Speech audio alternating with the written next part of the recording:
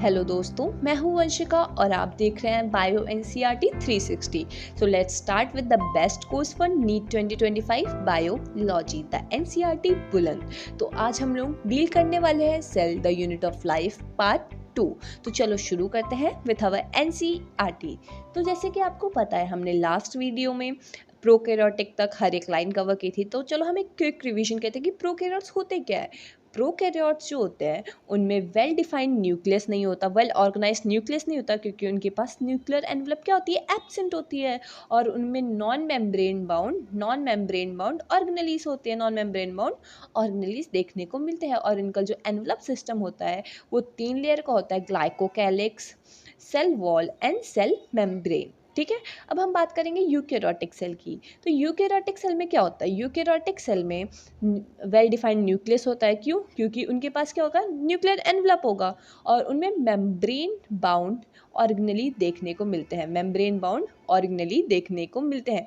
तो क्या होगा ना, जैसे कि ये है आपका यूकैरियोटिक सेल, तो वेल मेम्ब्रेन बाउंड ऑर्गेनेली है, तो ये क्या होगा, कंपार्टमेंट फॉर्म कर रहा है, एक अलग अपनी स्पेस ऑक्यूपाई कर रहा है साइटोप्लाज्म के अंदर। साइटोप्लाज्म के अंदर हर एक ऑर्गेनेली अलग अलग कंपार्टमेंट फॉर्म करता है, अलग अलग स्पेस ऑक्यूपाई करता है। ठीक है। और उसके बाद हमें अलग अलग लोकोमोटरी ऑर्गन देखने को मिलेगा, अलग अलग साइटोस्केलेटल स्ट्रक्चर देखने को मिलेगा। और इनका जो जेनेटिक मटेरियल होता है ना, वो क्रोमोसोम के फॉर्म में होता है। ठीक है। क्रोमोसोम कैसा फॉर्म है, कंडेंस्ड है कि डीकंडेंस्ड है?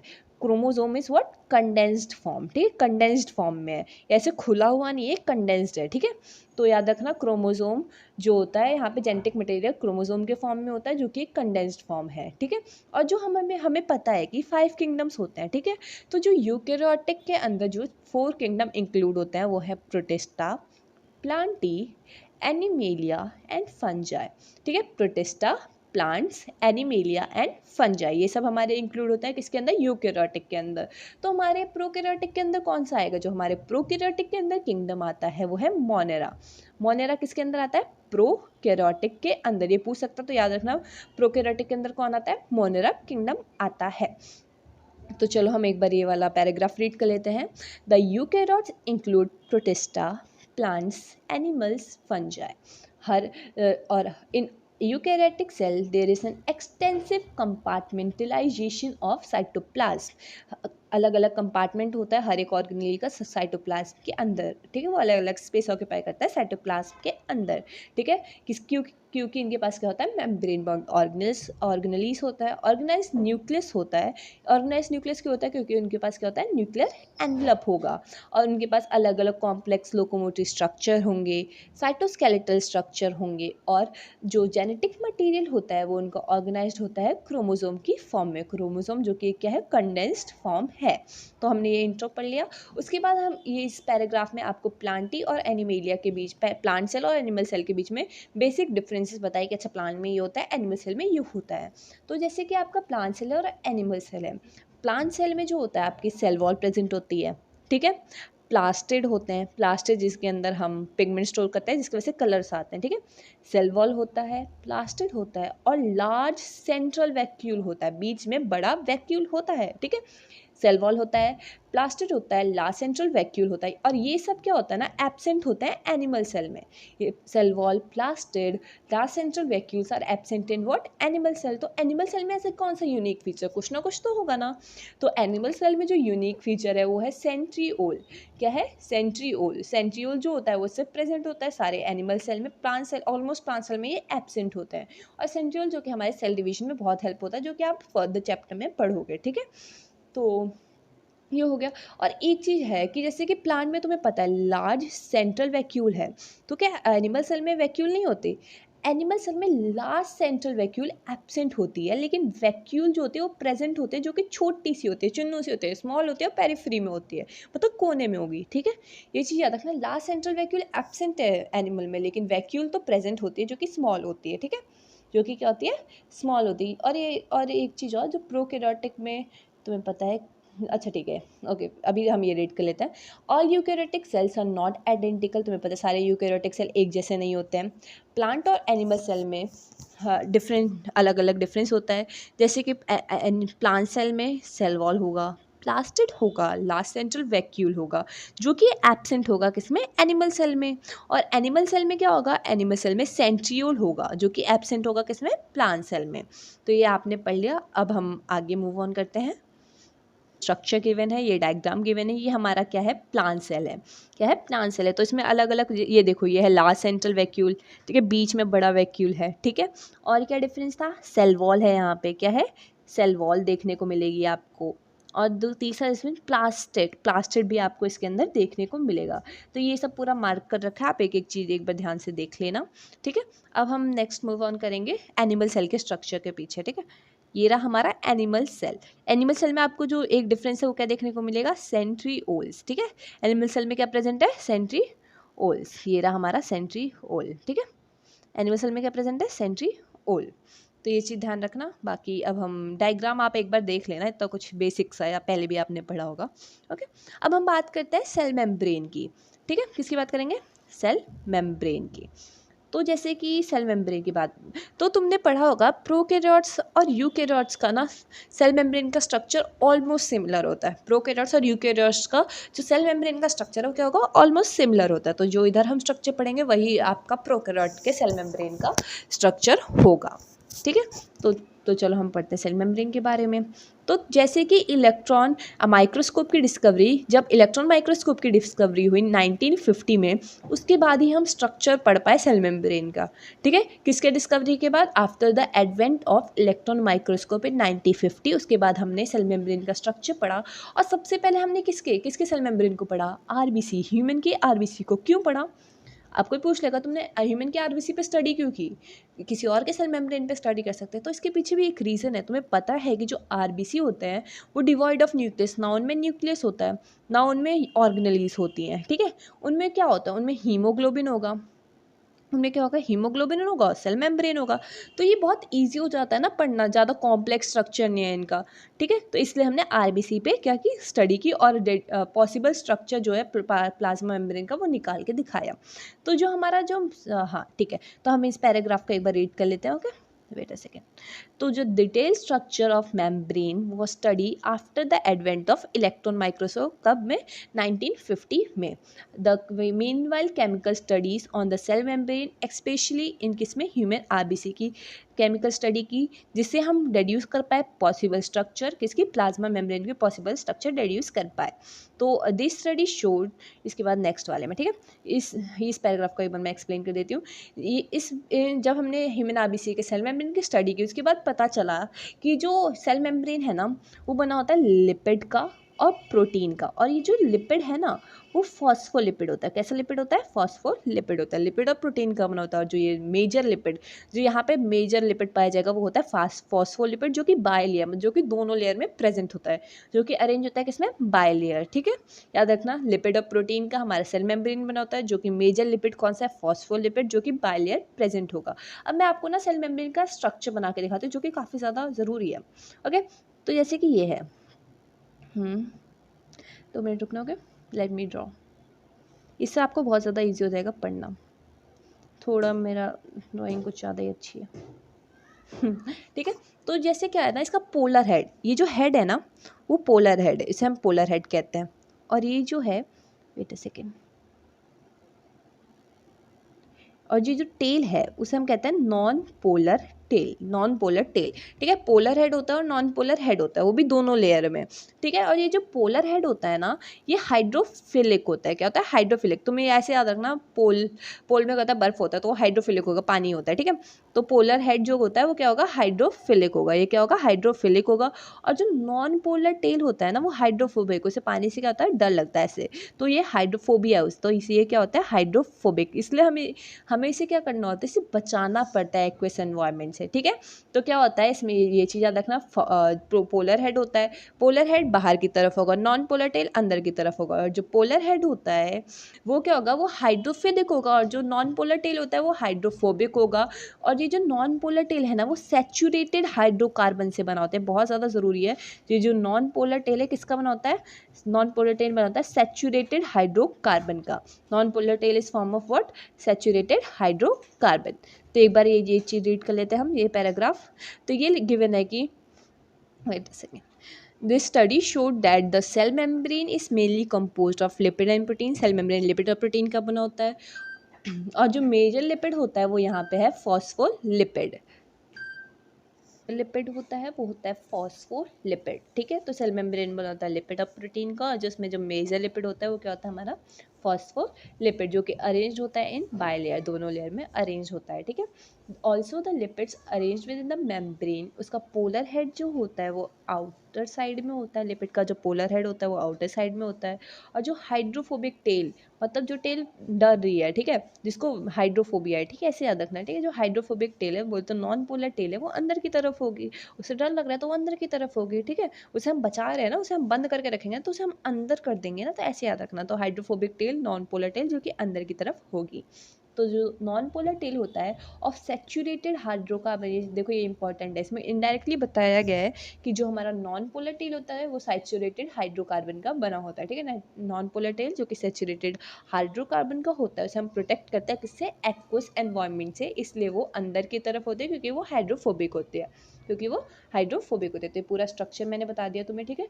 और फॉस्फोलिपिड के अलावा मेम्ब्रेन में कोलेस्ट्रॉल भी प्रेजेंट होता है, ठीक है। बाद में ये पता चला कि फॉस्फोलिपिड के अलावा और क्या प्रेजेंट होता है, कोलेस्ट्रॉल भी प्रेजेंट होता है। उसके बाद लेटर बायोकेमिकल इन्वेस्टिगेशन से पता चला कि जो सेल मेम्ब्रेन होता है उसमें सिर्फ कोलेस्ट्रॉल नहीं बल्कि प्रोटीन और कार्बोहाइड्रेट भी देखने को मिले। क्या क्या देखने को मिले, कोलेस्ट्रॉल, प्रोटीन, कार्बोहाइड्रेट भी देखने को मिले। और जो रेशियो ऑफ प्रोटीन और लिपिड का जो रेशियो होता है ना वो अलग अलग होता है अलग अलग सेल में, ठीक है। अलग अलग सेल में अलग अलग रेशियो होता है प्रोटीन और लिपिड का। जैसे कि जो एरिथ्रोसाइट में, ह्यूमन बीइंग का erythrocyte, erythrocyte is what, RBC, erythrocyte is what, RBC में, आरबीसी में जो प्रोटीन और लिपिड का रेशियो था वो था 52:40, मतलब 52% प्रोटीन था और 40% क्या था, लिपिड था, ठीक है। 52% प्रोटीन था, ऐसे याद रखना। ह्यूमन आरबीसी, हम लोग प्रोटीन ज़्यादा खाते हैं तो हमारे में प्रोटीन ज़्यादा होगा, 52% प्रोटीन और लिपिड 40%, बस ये याद करने का तरीका है, ओके। 52% लिपिड था, सॉरी 52% प्रोटीन था एंड 40% लिपिड था हमारे ह्यूमन एरिथ्रोसाइट्स में। एरिथ्रोसाइट्स हमारा आरबीसी होता है, ओके, ठीक है। तो हम एक बार ये वाला पैराग्राफ रीड कर लेते हैं। The ratio of protein and lipid varies considerably in different cell of type, अलग अलग सेल टाइप में अलग अलग प्रोटीन और लिपिड का रेशियो था। और जो हमारे ह्यूमन बीइंग के एरिथ्रोसाइट के मेम्ब्रेन में 52% प्रोटीन था और 40% क्या था, लिपिड था। 52% प्रोटीन था और 40% क्या था, लिपिड था। Depending on the ease of extraction membrane proteins can be classified into integral and peripheral protein, ठीक है। मतलब क्या होता है कि कितने ईजिली से हम किसी चीज़ को निकाल सकते हैं on the basis of ease of extraction. हमने प्रोटीन को जो होता है वो दो पार्ट में बांटा, एक था पेरिफेरल प्रोटीन और एक था इंटीग्रल प्रोटीन, ठीक है। जो पेरिफेरल प्रोटीन जो होता है, पेरिफेरी मतलब ऊपर ऊपर, ठीक है। और ये क्या था, पेरिफेरल प्रोटीन जो होता है वो सरफेस पे देखने को मिलता है आपको, ठीक है। They lie on the surface, peripheral protein जो होता है वो हमारे जो सेल मेम्ब्रेन है उसके सरफेस पे ही देखने को मिलेंगे, ठीक है। और जो हमारे इंटीग्रल प्रोटीन है वो या तो आधे धसे हुए होंगे या तो टोटली बरीड होंगे, या तो पूरे धसे हुए होंगे या तो वो आधे बरीड होंगे, ठीक है। जैसे कि मैं आपको एक बार इस स्ट्रक्चर किसके बेसिस पे, ईज ऑफ एक्सट्रैक्शन के, मतलब कितने ईजिली हम उसको निकाल सकते हैं उसके बेसिस पे ये दो टाइप के होता है, इंटीग्रल प्रोटीन होता है और पेरिफेरल प्रोटीन होता है। पेरिफेरल प्रोटीन जो कि सरफेस पे लाई करेंगे और इंटीग्रल प्रोटीन जो कि आधे या टोटली बरीड होता है मेम्ब्रेन के अंदर। तो हम इस स्ट्रक्चर को देख लेते हैं। देखो इसमें प्रोटीन का बहुत अच्छे से दिखाया गया है, जैसे कि ये है पेरिफेरल प्रोटीन, तुम ये देख रहे हो सरफेस पे है, और इंटीग्रल प्रोटीन ये देखो ये टोटली बरीड वाला है और पार्शली बरीड वाला भी आपको देखने को मिलेगा यहाँ पे, ठीक है। ये टोटली बरीड और पार्शली बरीड भी ऐसे ही होते हैं, ठीक है। ये होगा जैसे कि ये हो गया पार्शली बरीड, ओके। तो ये चीज़ हो गया। तो एक बार रीड कर लेते हैं। Depending on the ease of extraction membrane proteins can be classified in दो type, peripheral protein, integral protein. Peripheral protein जो कि सरफेस में देखने को मिलेंगे, इंटीग्रल प्रोटीन जो कि पार्शली और टोटली बरीड होते हैं मेम्ब्रेन के अंदर, पार्शली टोटली बरीड होता है मेम्ब्रेन के अंदर। एक बार हम इस स्ट्रक्चर को ना देख लेते हैं, इसमें क्या क्या बना रखा है। ये आपका पेरिफेरल प्रोटीन जो कि सरफेस पे देखने को मिलेगा, ये आपका इंटीग्रल प्रोटीन जो कि टोटली बरीड है, ठीक है, टोटली बरीड इंटीग्रल प्रोटीन है। और तुम्हें पता है एक्स्ट्रा में आपको कोलेस्ट्रॉल मिला था जो येलो कलर का होगा नीचे की तरफ, याद रखना वो होगा कोलेस्ट्रॉल, क्योंकि बिकॉज स्ट्रक्चर में पूछ लेता अच्छा ये क्या ये क्या है, तो वो ईजी रहता है, ठीक है। कोलेस्ट्रॉल देखने को मिलेगा और आपको क्या देखने को मिलेगा, शुगर, क्या, शुगर देखने को मिला, कोलेस्ट्रॉल, शुगर, शुगर जो है हमारे, ये देखो प्रोटीन के ऊपर ये बन रखा है, ठीक है। प्रोटीन के ऊपर क्या देखने को मिला आपको, शुगर देखने को मिला, नीचे कोलेस्ट्रॉल देखने को मिला, और प्रोटीन तो देखने को मिलेंगे, और ये ठीक है, हो गया ना। तो ये आपका स्ट्रक्चर हो गया। ये है पोलर हेड, और ये देखो नीचे से ऐसे ऐसे निकले ना, ये है नॉन पोलर टेल, ये है नॉन पोलर टेल, ये है पोलर हेड। पोलर हेड क्या होता है, हाइड्रोफिलिक होगा, और नॉन पोलर टेल जो होगा हाइड्रोफोबिक होगा, और किसका, सैचुरेटेड हाइड्रोकार्बन का बना होता है। तो ये पूरे स्ट्रक्चर से हमें सब कुछ क्लियर हो गया, ये सब कुछ क्या हो गया, हमें क्लियर हो गया। तो हम आगे मूव ऑन करते हैं। ये फ्लूइड मोजाइक मॉडल था, तो ये हम बात करते हैं फ्लूइड मोजाइक मॉडल के बारे में इधर, ठीक है। तो एन इम्प्रूव्ड क्या हुआ कि फिर एक इम्प्रूव्ड मॉडल, कोई मॉडल की ज़रूरत थी ना, परफेक्ट मॉडल की सेल मेम्ब्रेन के स्ट्रक्चर को एक्सप्लेन करने के लिए। तो इसलिए हमारे सिंगर और निकोलसन ने 1972, सिंगर निकोलसन 19, मैंने हमेशा बोला है नाम के साथ ही डेट याद कर लो as the son name, okay. तो सिंगर और निकोलसन 1972 ने कौन सा दिया, फ्लूइड मोजाइक मॉडल जो कि सेल मेम्ब्रेन का मॉडल है, याद रखना। सिंगर निकोलसन 1972 जिन्होंने दिया फ्लूइड मोजाइक मॉडल, ठीक है।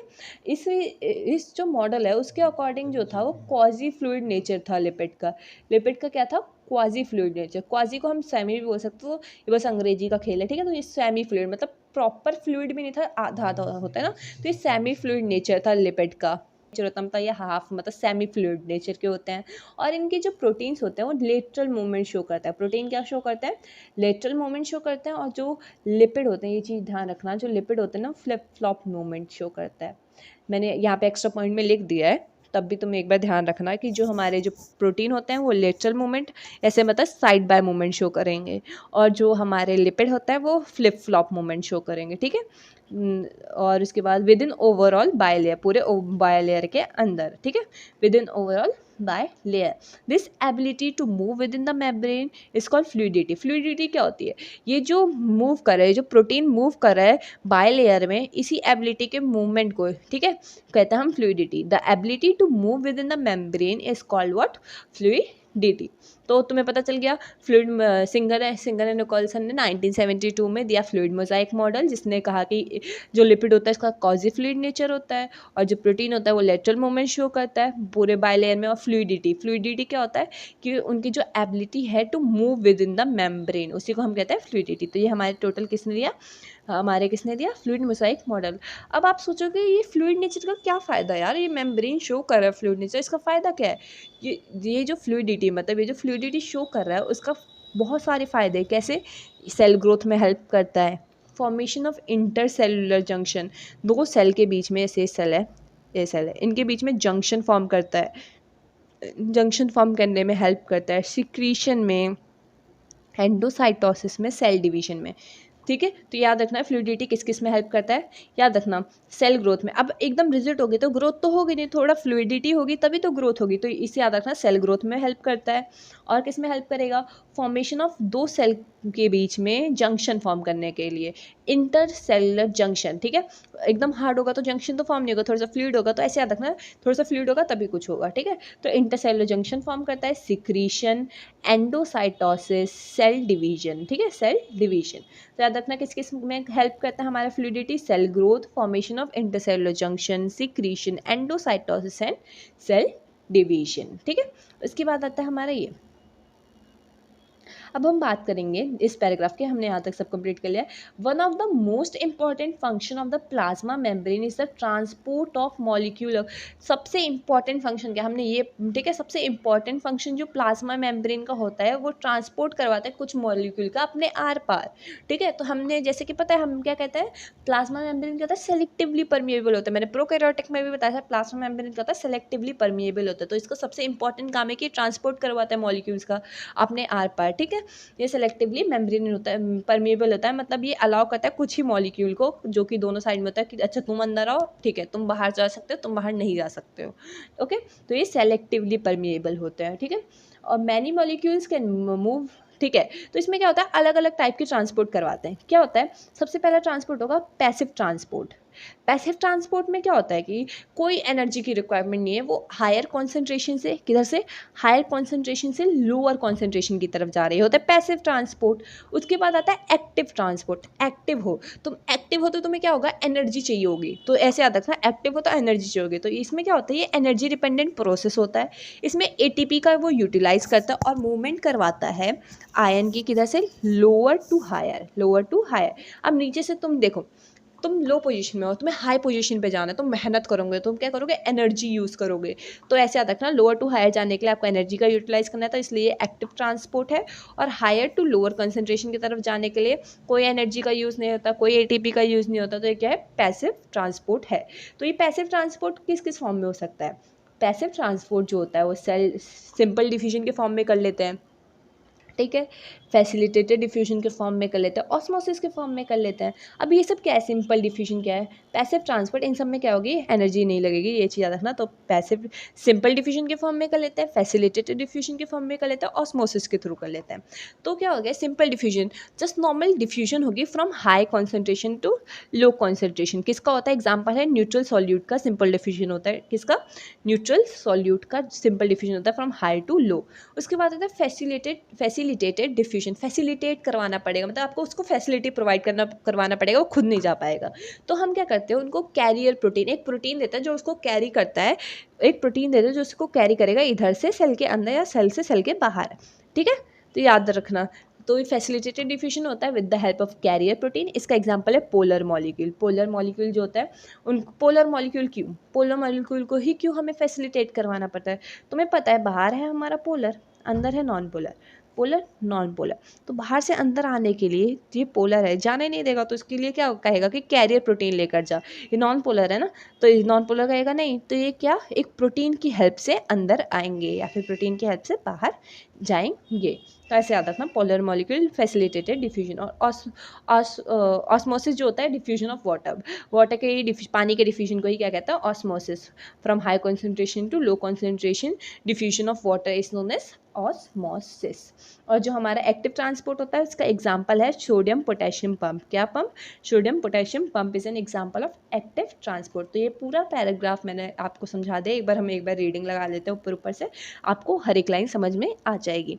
तो many molecules can move briefly across the membrane without any requirement of energy, इसको हम पैसिव ट्रांसपोर्ट कहते हैं। उसके अंदर आता है हमारा सिंपल डिफ्यूजन, जिसके अंदर आता है हमारे न्यूट्रल सॉल्यूट, जो कि हाई कंसंट्रेशन से लो कंसंट्रेशन की तरफ मूव करते हैं। उसके बाद आता है हमारा, मैं एक बार कलर चेंज कर लेती हूँ ना, ब्लैक बहुत ज़्यादा हो रखा है। उसके बाद आता है हमारा ऑस्मोसिस, वाटर का डिफ्यूजन को कहते हैं, from high to low concentration को हम ऑस्मोसिस कहते हैं। उसके बाद आता है हमारा फैसिलिटेटेड डिफ्यूजन, जिसके अंदर पोलर मॉलिक्यूल का हम डिफ्यूजन करवाएंगे with the help of what, with the help of के कैरियर प्रोटीन, कैरियर प्रोटीन के हेल्प से। क्यों पोलर मॉलिक्यूल का होता है, क्योंकि वो पास नहीं कर सकते नॉन पोलर टेल की, नॉन पोलर लिपिड के थ्रू वो पास नहीं कर पाता है, इसलिए हमें कैरियर प्रोटीन की हेल्प लेनी पड़ती है। उसके बाद आता है हमारे कुछ जो आयंस होते हैं, फ्यू आयंस और मॉलिक्यूल्स जो होते हैं वो जाते हैं against their concentration gradient, against their concentration gradient मतलब लोअर से हाई कॉन्सेंट्रेशन की तरफ जाते हैं, ठीक है, लोअर से हायर कॉन्सेंट्रेशन की तरफ जाते हैं। ये एनर्जी डिपेंडेंट प्रोसेस होता है, एटीपी यूटिलाइज होता है। इसका एग्जांपल है सोडियम पोटेशियम पंप। एक एक चीज़ मैंने तुम्हें बता दी थी, फिर दोबारा एक बार एनसीईआरटी रीड करवा दी। तो ये हमारा पूरा सेल मेम्ब्रेन यहाँ पे कंप्लीट होता है। उसके बाद हम स्टार्ट करने वाले हैं सेल वॉल। तो अभी हम पढ़ते हैं सेल वॉल के बारे में, किसके, यूकैरियोटिक सेल के सेल वॉल के बारे में। तो जो सेल वॉल होता है यूकैरियोटिक का, वो नॉन लिविंग होता है। क्या होता है, नॉन लिविंग होते हैं, लिविंग नहीं होते, दे आर नॉन लिविंग, ठीक है।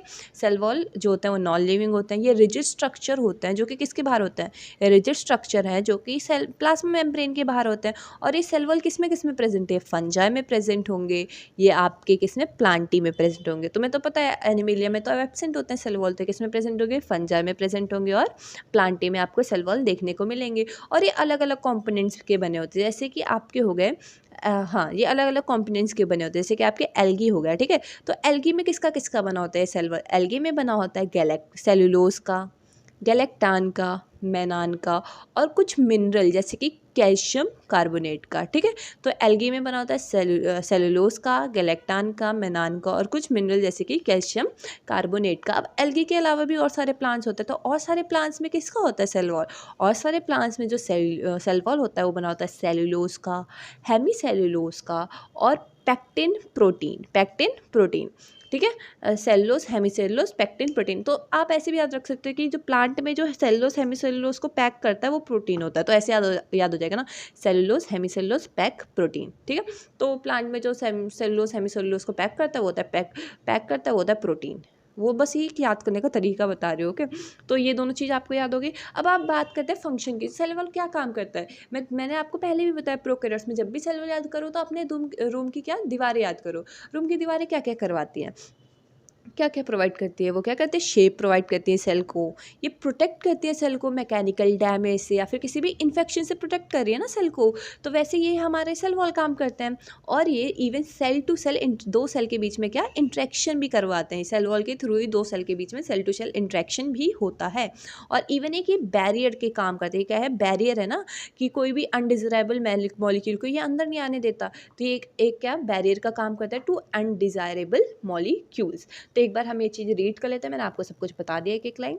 तो एज यू मे रिकॉल, ये एक नॉन लिविंग रिजिड स्ट्रक्चर है जिसको हम सेल वॉल कहते हैं, जो कि फॉर्म करता है outer covering of plasma membrane, किसमें फंजाई में और प्लांटी में। इसके फंक्शन क्या है, shape of the cell, protect करता है सेल को मैकेनिकल डैमेज या फिर इन्फेक्शन से, सेल टू सेल इंट्रैक्शन और barrier to undesirable macromolecules, बड़े बड़े मॉलिक्यूल जो कि अनडिजायरेबल है उनसे क्या प्रोटेक्शन करवाता है, ठीक है, प्रोवाइड करवाता है, ठीक है, प्रोटेक्शन प्रोवाइड कराता है। उसके बाद एल्गी में बना होता है सेलुलोज, गैलेक्टान, मैनान और मिनरल जैसे कि कैल्शियम कार्बोनेट, ठीक है। उसके बाद जो अदर प्लांट्स में जो होता है वो बना होता है सेलुलोज हेमीसेलुलोज को कौन पैक कर रहा है, protein, cellulose hemicellulose pectin protein. उसके बाद आते हैं हम सेल वॉल, जो अलग अलग क्या होता है ना, प्लांट सेल में अलग अलग टाइप, जैसे कि क्या हो गया, जैसे कि यंग प्लांट सेल है, ठीक है, यंग है, अभी प्लांट सेल क्या है, यंग है, तो उसमें क्या होगा, यंग प्लांट सेल है और इसमें क्या होगी ग्रोथ। तुम्हें पता है यंग प्लांट सेल है तो कैपेबल होते हैं ग्रोथ में, तो इसमें जो वॉल होगी वो होती है प्राइमरी वॉल। कौन सी वॉल होगी, प्राइमरी वॉल, जो कि ग्रोथ के लिए कैपेबल होती है और जो कि यंग प्लांट सेल में प्रेजेंट होती है। लेकिन ये धीरे धीरे क्या होगी, डिमिनिश हो जाएगी, धीरे धीरे क्या हो जाती है, गायब होने लगती है और धीरे धीरे गायब होकर क्या फॉर्म करती है, secondary primary, that is secondary wall, ठीक है। ये धीरे धीरे क्या होगी, प्राइमरी वॉल डिमिनिश होने लगी और क्या फॉर्म करेगी, सेकेंडरी वॉल क्या होता है, मैच्योर होता है। जैसे जैसे आप बड़े हो गए आप क्या हो जाओगे, मैच्योर हो जाओगे, तो ये सेकेंडरी वॉल जो होते हैं वो मैच्योर हो जाती है, वो क्या होती है, मैच्योर होती है। और ये जो होती हैं वो अंदर की तरफ होती हैं, ये जो सेकेंडरी वॉल होती है वो अंदर की तरफ होती है, मतलब मेम्ब्रेन की तरफ होती है, ठीक है। सेकेंडरी वॉल किधर, अंदर की तरफ होकर मतलब मेम्ब्रेन की तरफ होती है, ठीक है। और ये धीरे धीरे डिमिनिश जाती है और ये जो होते हैं ये ग्रोथ के लिए कैपेबल नहीं होते, सेकेंडरी वॉल जो होते हैं ग्रोथ के लिए कैपेबल नहीं होते, क्योंकि आप बड़े हो गए, कितना ग्रो करोगे, आपको प्राइमरी वॉल थे तो आप ग्रो कर रहे थे, ठीक है। तो ऐसे याद रखना, प्राइमरी वॉल किस में प्रेजेंट होती है, यंग में, और कैपेबल होती है ग्रोथ की। और जो प्राइमरी वॉल धीरे धीरे डिमिनिश कर जाएगी और फिर जो फाइनल बनेगा वो सेकेंडरी वॉल है। सेकेंडरी वॉल मैच्योर होती है और अंदर की तरफ बनी होती है, किधर, इनर साइड, किसके इनर साइड, मेम्ब्रेन की तरफ, जैसे कि ये है ना, ये मेम्ब्रेन है तो इसकी तरफ होगी आपकी सेकेंडरी वॉल, ठीक है, अंदर की तरफ होगी, ऊपर की तरफ नहीं होगी सेकेंडरी वॉल, अंदर की तरफ होगी, क्या होगी आपकी सेकेंडरी वॉल होगी। उसके बाद आता है हमारा मिडल लैमिला जो होता है वो हमारा कैल्शियम रुक जाओ मैं यहाँ पे लिख देती हूँ, मिडल लैमिला, ये आपका बना होता है कैल्शियम पैक्टेट, ये बहुत बार पूछ लिया जाता है, मैग्नीशियम क्या होता है, कैल्शियम पैक्टेट और मैग्नीशियम पैक्टेट का भी बना होता है, लेकिन मेनली जो उसमें होता है इसमें होता है कैल्शियम पैक्टेट, मेनली इसमें क्या होता है, कैल्शियम पैक्टेट, ठीक है। तो कैल्शियम पैक्टेट का बना होता है, ये क्या करता है, मिडल लैमिला जो होता है वो नेबरिंग सेल को, दो बगल बगल वाले सेल को जोड़ के रखता है। मिडल लैमिला क्या करेगा, दो बगल बगल वाले सेल को क्या करेगा, जोड़ देता है, ठीक है। ये ग्लू कर देता है दो अलग आस पड़ोस के सेल को, पड़ोसी को क्या करता है, जोड़ के रखता है मिडल लैमिला, ठीक है। हाँ, और ये जो सेल वॉल और मिडल लैमिला है ना, सेल वॉल और मिडल लैमिला जो होता है उसके बीच से पास करेगा क्या, प्लाज्मोडेस्मेटा, जो कि इसको क्या करेगा, पास करके जाता है, जो कि इसको ट्रांसफर करके जाता है और कनेक्ट करता है दो नेबरिंग सेल के साइटोप्लाज्म को, दो नेबरिंग सेल के क्या साइटोप्लाज्म को कनेक्ट करता है। मैं एक बार आपको अच्छे से ये चीज़ पढ़ा देती हूँ, थोड़ा सा बच्चों को हो जाता है ना, तो इसलिए क्लियर होना चाहिए। तो जैसे कि आपको पता है, मैं यहाँ पे लिख दे रही हूँ, okay, primary cell, primary wall, young में कैपेबल होता है ग्रोथ का, धीरे धीरे डिमिनिश होकर सेकेंडरी वॉल बनाएगा। सेकेंडरी वॉल मैच्योर होता है और क्या है, ग्रोथ नहीं कर पाता, और ये अंदर की तरफ होता है, याद रखना इनर साइड में होता है, मेम्ब्रेन की तरफ। उसके बाद आता है उसके बाद आता है हमारा मिडिल लैमेला। मिडिल लैमेला क्या होता है? मिडिल लैमेला जो होता है दो नेबर मतलब दो पड़ोसी सेल को जोड़ के ग्लू करके रखता है, ठीक है। किससे बना होता है? कैल्शियम पैक्टेट का बना होता है। कैल्शियम पैक्टेट पैक करके रख रहा है, ठीक है, दो दो बगल बगल वाले सेल को जोड़ के रख रहा है, ठीक है। ये हो गया। उसके बाद आता है हमारा क्या, प्लाज्मोडेस्मेटा। प्लाज्मोडेस्मेटा जो होता है वो मैं आपको एक दो मिनट, हाँ यहाँ पे लिख के दिखाती हूँ। जो प्लाज्मोडेस्मेटा होता है वो बगल दो नेबरिंग सेल के मिडल लैमिला और सेल वॉल से पास होके उनके साइटोप्लाज्म को जोड़ता है। उनके क्या, साइटोप्लाज्म को जोड़ता है। तो एक बार हम ये रीड कर लेते हैं, उसके बाद हमारा पूरा सेल वॉल क्लियर हो जाएगा। ओके, तो ये जो हमारे, हाँ, the cell wall of a young plant cell is the primary wall, जो कि कैपेबल होता है ग्रोथ का, और ये धीरे धीरे डिमिनिश हो जाता है, और जैसे जैसे सेल मैच्योर होता है धीरे धीरे डिमिनिश हो जाता है। और जो सेकेंडरी वॉल होता है वो अंदर की तरफ होता है, towards the membrane side of the cell. किधर होता है? अंदर की तरफ होता है, membrane side of the cell की तरफ होता है। उसके बाद आता है हमारा मिडल लैमिला।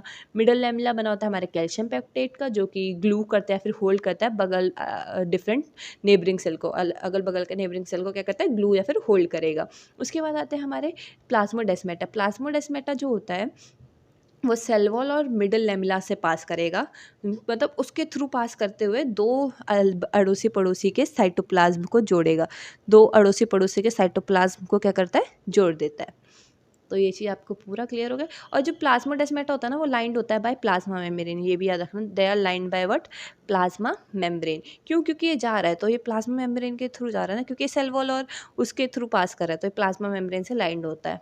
और यहाँ पे डेस्मोटिब्यूल्स भी होता है, बस ये थोड़े वर्ड्स याद रखना, लाइन बाय प्लाज्मा मेम्ब्रेन, डेस्मोटिब्यूल्स होते हैं। ओके, तो अभी हम बात करेंगे एंडोप्लाज्मिक रेटिकुलम के, ठीक है। तो जब हमने इलेक्ट्रॉन माइक्रोस्कोप से देखा तो हमें क्या दिखा, साइटोप्लाज्म के अंदर ना बहुत सारे ऐसे नेटवर्क ऑफ ट्यूबुलर स्ट्रक्चर्स देखने को मिले, ठीक है, नेटवर्क ऑफ ट्यूबुलर स्ट्रक्चर देखने को मिले। और बाद में पता चला ये जो network of reticulum of tubular structure है वो क्या है, वो है हमारा ER, एंडोप्लाज्मिक रेटिकुलम।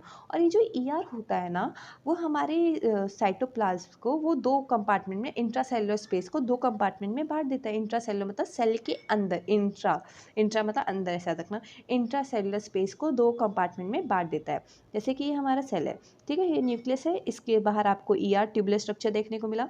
अब ये क्या करेगा, ये बांट देगा सेल को दो कंपार्टमेंट में। और ये जो बाहर का जो साइटोप्लाज्म है, ठीक है, ये बाहर का जो कंपार्टमेंट है, बोले तो जिस जो साइटोप्लाज्म है उसको कहा एक्स्ट्रा ल्यूमिनल कंपार्टमेंट, और ये जो एंडोप्लाज्मिक रेटिकुलम के अंदर का जो कंपार्टमेंट है उसको उसने क्या कहा, ल्यूमिनल कंपार्टमेंट। तो ये दो कंपार्टमेंट में बांट देता है, जो कि एंडोप्लाज्मिक रेटिकुलम के अंदर है उसे ल्यूमिनल कंपार्टमेंट, और जो उसके बाहर है बोले तो साइटोप्लाज्म, वो हो गया एक्स्ट्रा ल्यूमिनल कंपार्टमेंट, ठीक है। उसके बाद क्या था कि ये जो हमारे एंडोप्लाज्मिक रेटिकुलम होता है वो दो टाइप के होता है, एक होता है RER और एक होता है SER।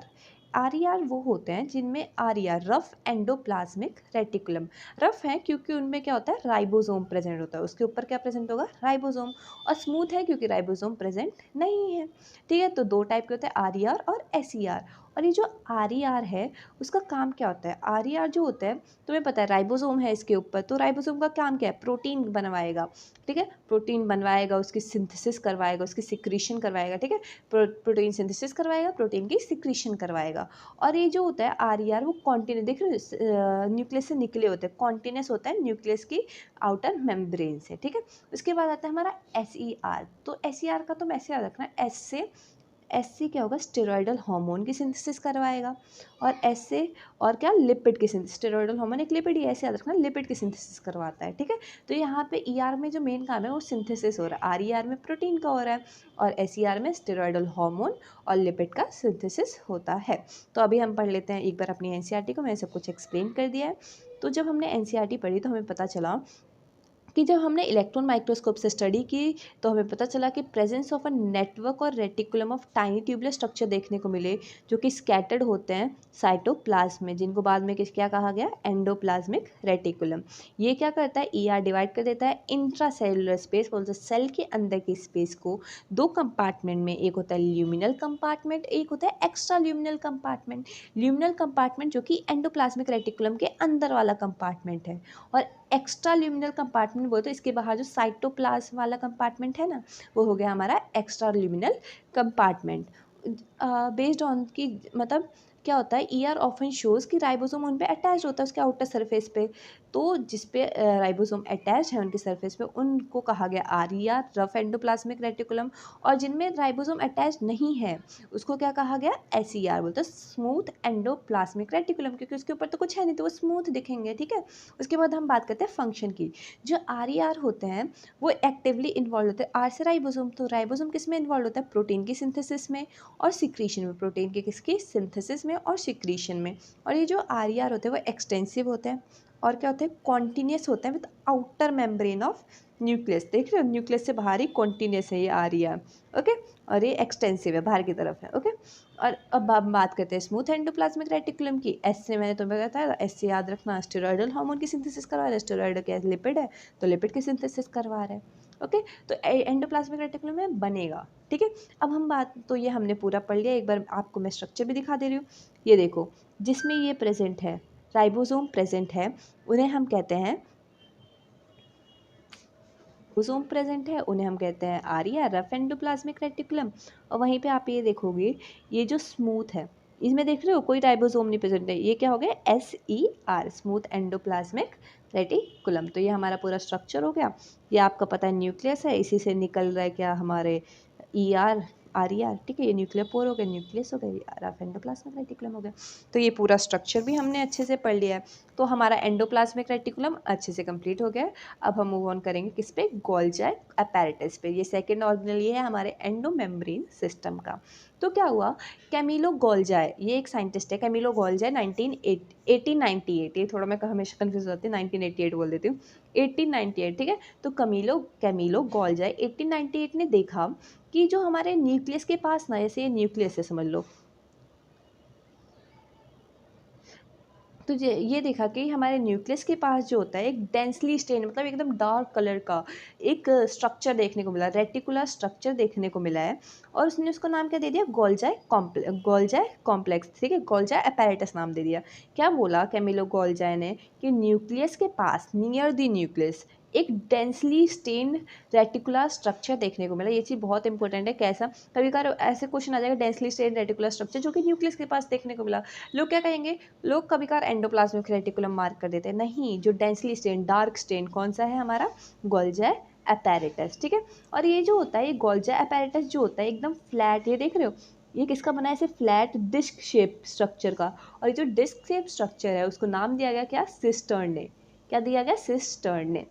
ऐसे याद रखना, ये सिस्टर्ने के बने होते हैं जो कि फ्लैट और डिस्क शेप स्ट्रक्चर होता है, जो कि कितना 0.5 माइक्रोमीटर से 1 माइक्रोमीटर डायामीटर का होता है। कितने, एक सिस्टर्ने जो होगा ना वो 0.5 माइक्रोमीटर से 1 माइक्रोमीटर डायामीटर का होगा, ठीक है। और ये क्या होंगे, ये देख रहे हो एक दूसरे से पैरेलली स्टैक्ड है, एक दूसरे के ऐसे पैरेलल ऐसे जुड़े हुए हैं, ठीक है, एक के ऊपर एक ऐसे मतलब स्टैक्ड है, ठीक है। तो ये क्या होता है, सिस्टर्ने होता है वो एक दूसरे से पैरेलली स्टैक्ड होते हैं, ठीक है, पैरेलली स्टैक्ड होते हैं। उसके बाद ये जो तीसरी चीज़ मैं तुम्हें बताऊंगी बहुत इंपॉर्टेंट है, उसके क्या होता है ना, दो फेस होते हैं न्यूक्लियस के, क्या दो फेस, सॉरी न्यूक्लियस बोले, सॉरी, गोल्गी अपैरेटस के दो फेस होते हैं। एक होता है हमारा सिस फेस और एक होता है हमारा ट्रांस फेस। ये देखो, ये ट्रांस फेस है, ये सिस फेस है। और ये जो सिस फेस होता है ना, तुम ऐसे याद रखना, मैं तुम्हें याद करने का तरीका बता रही हूँ, इसे ध्यान में रखना। सिस क्या है, सिस खाना बनाएगी, तो सिस फेस को ही हम फॉर्मिंग फेस भी कहते हैं। और सिस का ना कोई एक्स है तो क्या होगी, कॉन्वेक्स शेप की होगी। क्या होगी, कॉन्वेक्स शेप की। मैंने ऐसे याद किया, सिस क्या है, खाना बनाते तो उसे फॉर्मिंग फेस भी कहेंगे, और उसका कोई एक्स है तो क्या है, कॉन्वेक्स, ठीक है। अब हम बात करते हैं ट्रांस। ट्रांस इसका एकदम अपोजिट हो गया। ट्रांस का एक और नाम है, ट्रांस को हम कहते हैं मैच्योरिंग फेस। मैच्योर इसका कोई एक्स नहीं है, ठीक है, मैच्योरिंग फेस है। और ये कौन सी शेप की होगी, कॉनकेव शेप की होगी। कौन सी शेप की होगी, कॉनकेव शेप की होगी, ओके। तो हम एक बार ये रीड कर लेते हैं, मैंने एक एक चीज़ तुम्हें बता दी है। तो कैमिलो गोल्जी 1898 ने देखा कि एक densely stained reticular structure nucleus के पास है, जिसने उसको बाद में नाम दे दिया गोल्जी बॉडी। उसके नाम के पीछे ही नाम पड़ा था कैमिलो गोल्जी, नाम दे गोल्जी बॉडी। और ये जो गोल्जी बॉडी होता है वो बने होते हैं सिस्टर्ने के। सिस्टर्ने जो होता है फ्लैट डिस्क शेप सैक होते हैं, जो कि कितने होते हैं 0.5 से 1 माइक्रोमीटर डायमीटर के होते हैं, और ये एक दूसरे से स्टैक्ड होते हैं, पैरेलल, एक दूसरे के पैरेलल स्टैक्ड होते हैं। और जो गोल्जी सिस्टर्ने जो होते हैं वो अरेंज थे न्यूक्लियस के पास, देखने को मिले, पता है। इनके 2 फेस होते हैं, कॉन्वेक्स फेस, सिस और फॉर्मिंग। कॉन्वेक्स सिस फॉर्मिंग जो है एक ही का नाम है। सिस फेस को हम कॉन्वेक्स फेस कहते हैं, सिस फेस को ही हम फॉर्मिंग फेस कहते हैं। उसके बाद जो दूसरा फेस था वो था trans face. Trans face concave shape का था, और उसी को हम क्या कहते हैं मैच्योरिंग फेस भी कहते हैं। और ये तुम्हें देख रहे हो जैसे कि ये है स्ट्रक्चर है, वेट अ सेकेंड। जैसे ये स्ट्रक्चर है तुम्हें देखने को मिल रहा है कि ये दोनों फेस जो है एक दूसरे से एकदम डिफरेंट है। ये फेस सिस फेस अलग है, ट्रांस फेस अलग है, एकदम डिफरेंट है, लेकिन एक दूसरे से क्या जुड़े हुए हैं ना, दे आर व्हाट इंटरकनेक्टेड। ठीक है, इवन दो ये लोग बहुत ज़्यादा डिफरेंट होंगे, लेकिन एक दूसरे से क्या होंगे, इंटरकनेक्टेड होंगे। तो यही चीज़ लिखा हुआ है, the cis and the trans face of the organelle are entirely different but interconnected. एक दूसरे से एंटायरली डिफरेंट होते हैं, लेकिन क्या होते हैं, इंटरकनेक्टेड होते हैं। तो ये पूरा हमने पढ़ लिया। लास्ट पैराग्राफ जो हमारा गोल्जी कॉम्प्लेक्स है, इसमें सारे फंक्शन, उसका क्या क्या काम है।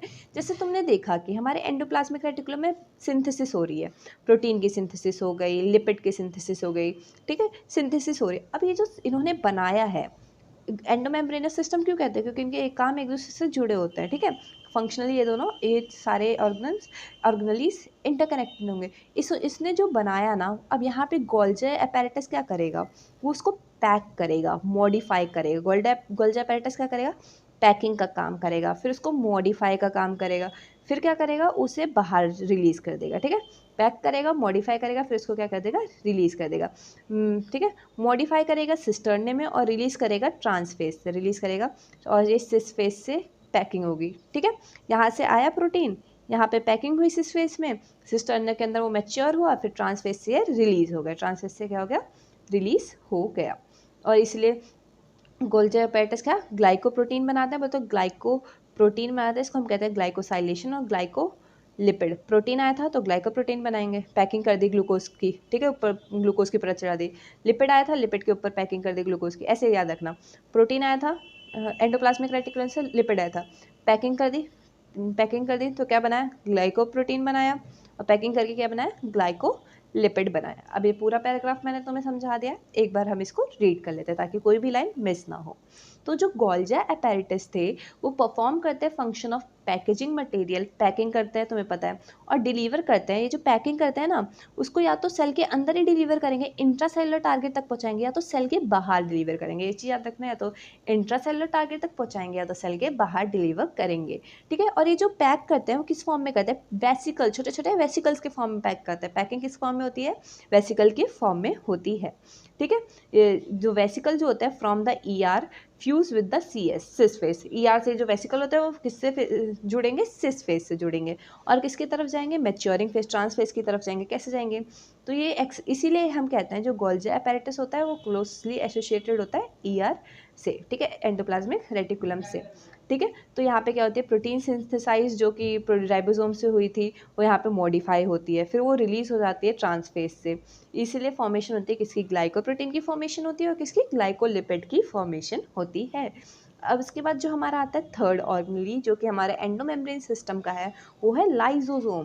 क्या है, लाइजोसोम। ये जो लाइजोसोम होता है वो मेम्ब्रेन बाउंड, ऐसे याद रखना, lysosome are what, membrane bound vesicle जैसे स्ट्रक्चर होता है। ठीक है, lysosome are membrane bound vesicular structure, जो कि पैकेजिंग के वजह से ही, जो गोल्जी अपैरेटस में पैकेजिंग हो रही थी ना, उससे ही बने हैं लाइजोसोम। ठीक है, किससे बने, गोल्जी अपैरेटस के पैकेजिंग से ही बने हैं हमारे मेम्ब्रेन बाउंड वेसिकुलर स्ट्रक्चर, जिसे हम क्या कहते हैं, लाइजोसोम। ठीक है, ये चीज़ ध्यान रखना, एक बार रीड करवा देती हूँ। These are the membrane bound vesicular structure जो कि formed by the process of packaging in, मतलब ये गोल्जी अपैरेटस में ही बने, उनके पैकेजिंग की वजह से ही हमारे बने हैं। और ये जो हमारे जो लाइसोसोमल वेसिकल्स होते हैं यहाँ पे ये बहुत ज़्यादा रिच होते हैं हाइड्रोलाइटिक एंजाइम से। लाइटिक मतलब जो ब्रेक डाउन करते हैं, ठीक है, लाइसिस करवाते हैं, ठीक है, ब्रेक डाउन करवाते हैं चीज़ों का, ठीक है। तो ये हमारे जो लाइसोसोम थे उसके अंदर बहुत सारे हमें हाइड्रोलाइटिक एंजाइम देखने को मिलते हैं। कौन कौन से? जैसे कि लिपिड है, लिपिड बना, तो लिपिड का ब्रेक डाउन करवाने के लिए कौन देखने को मिला आपको? लाइपेसेस। क्या? लाइपेसेस। प्रोटीन है, प्रोटीन का ब्रेक डाउन करवाने के लिए प्रोटीएसेस। और इसके बाद कार्बोहाइड्रेट का ब्रेक डाउन करवाने के लिए कार्बोहाइड्रेसेस। न्यूक्लिक एसिड का ब्रेक डाउन करवाने के लिए न्यूक्लियेसेस। ये सब हाइड्रोलाइटिक एंजाइम्स आपको लाइसोसोम के अंदर देखने को मिलेंगे। और ये जो हाइड्रोलाइटिक एंजाइम्स है ना, वो एक्टिव होते हैं किस पीएच पे? एसिडिक पीएच पे। They are active at what? Acidic pH, ठीक है। These enzymes are capable of digesting, ठीक है। तो अब हम ये पैराग्राफ रीड कर लेते हैं। तो ये ठीक है, बनते हैं गोल्जी एपेरेटस से, और इनके अंदर ये बहुत ज़्यादा रिच होते हैं हाइड्रोलाइटिक एंजाइम से, जैसे कि लाइपेसेस, प्रोटीएसेस, कार्बोहाइड्रेसेस। और ये एक्टिव होते हैं कौन से पीएच पे? एसिडिक पीएच पे एक्टिव होते हैं।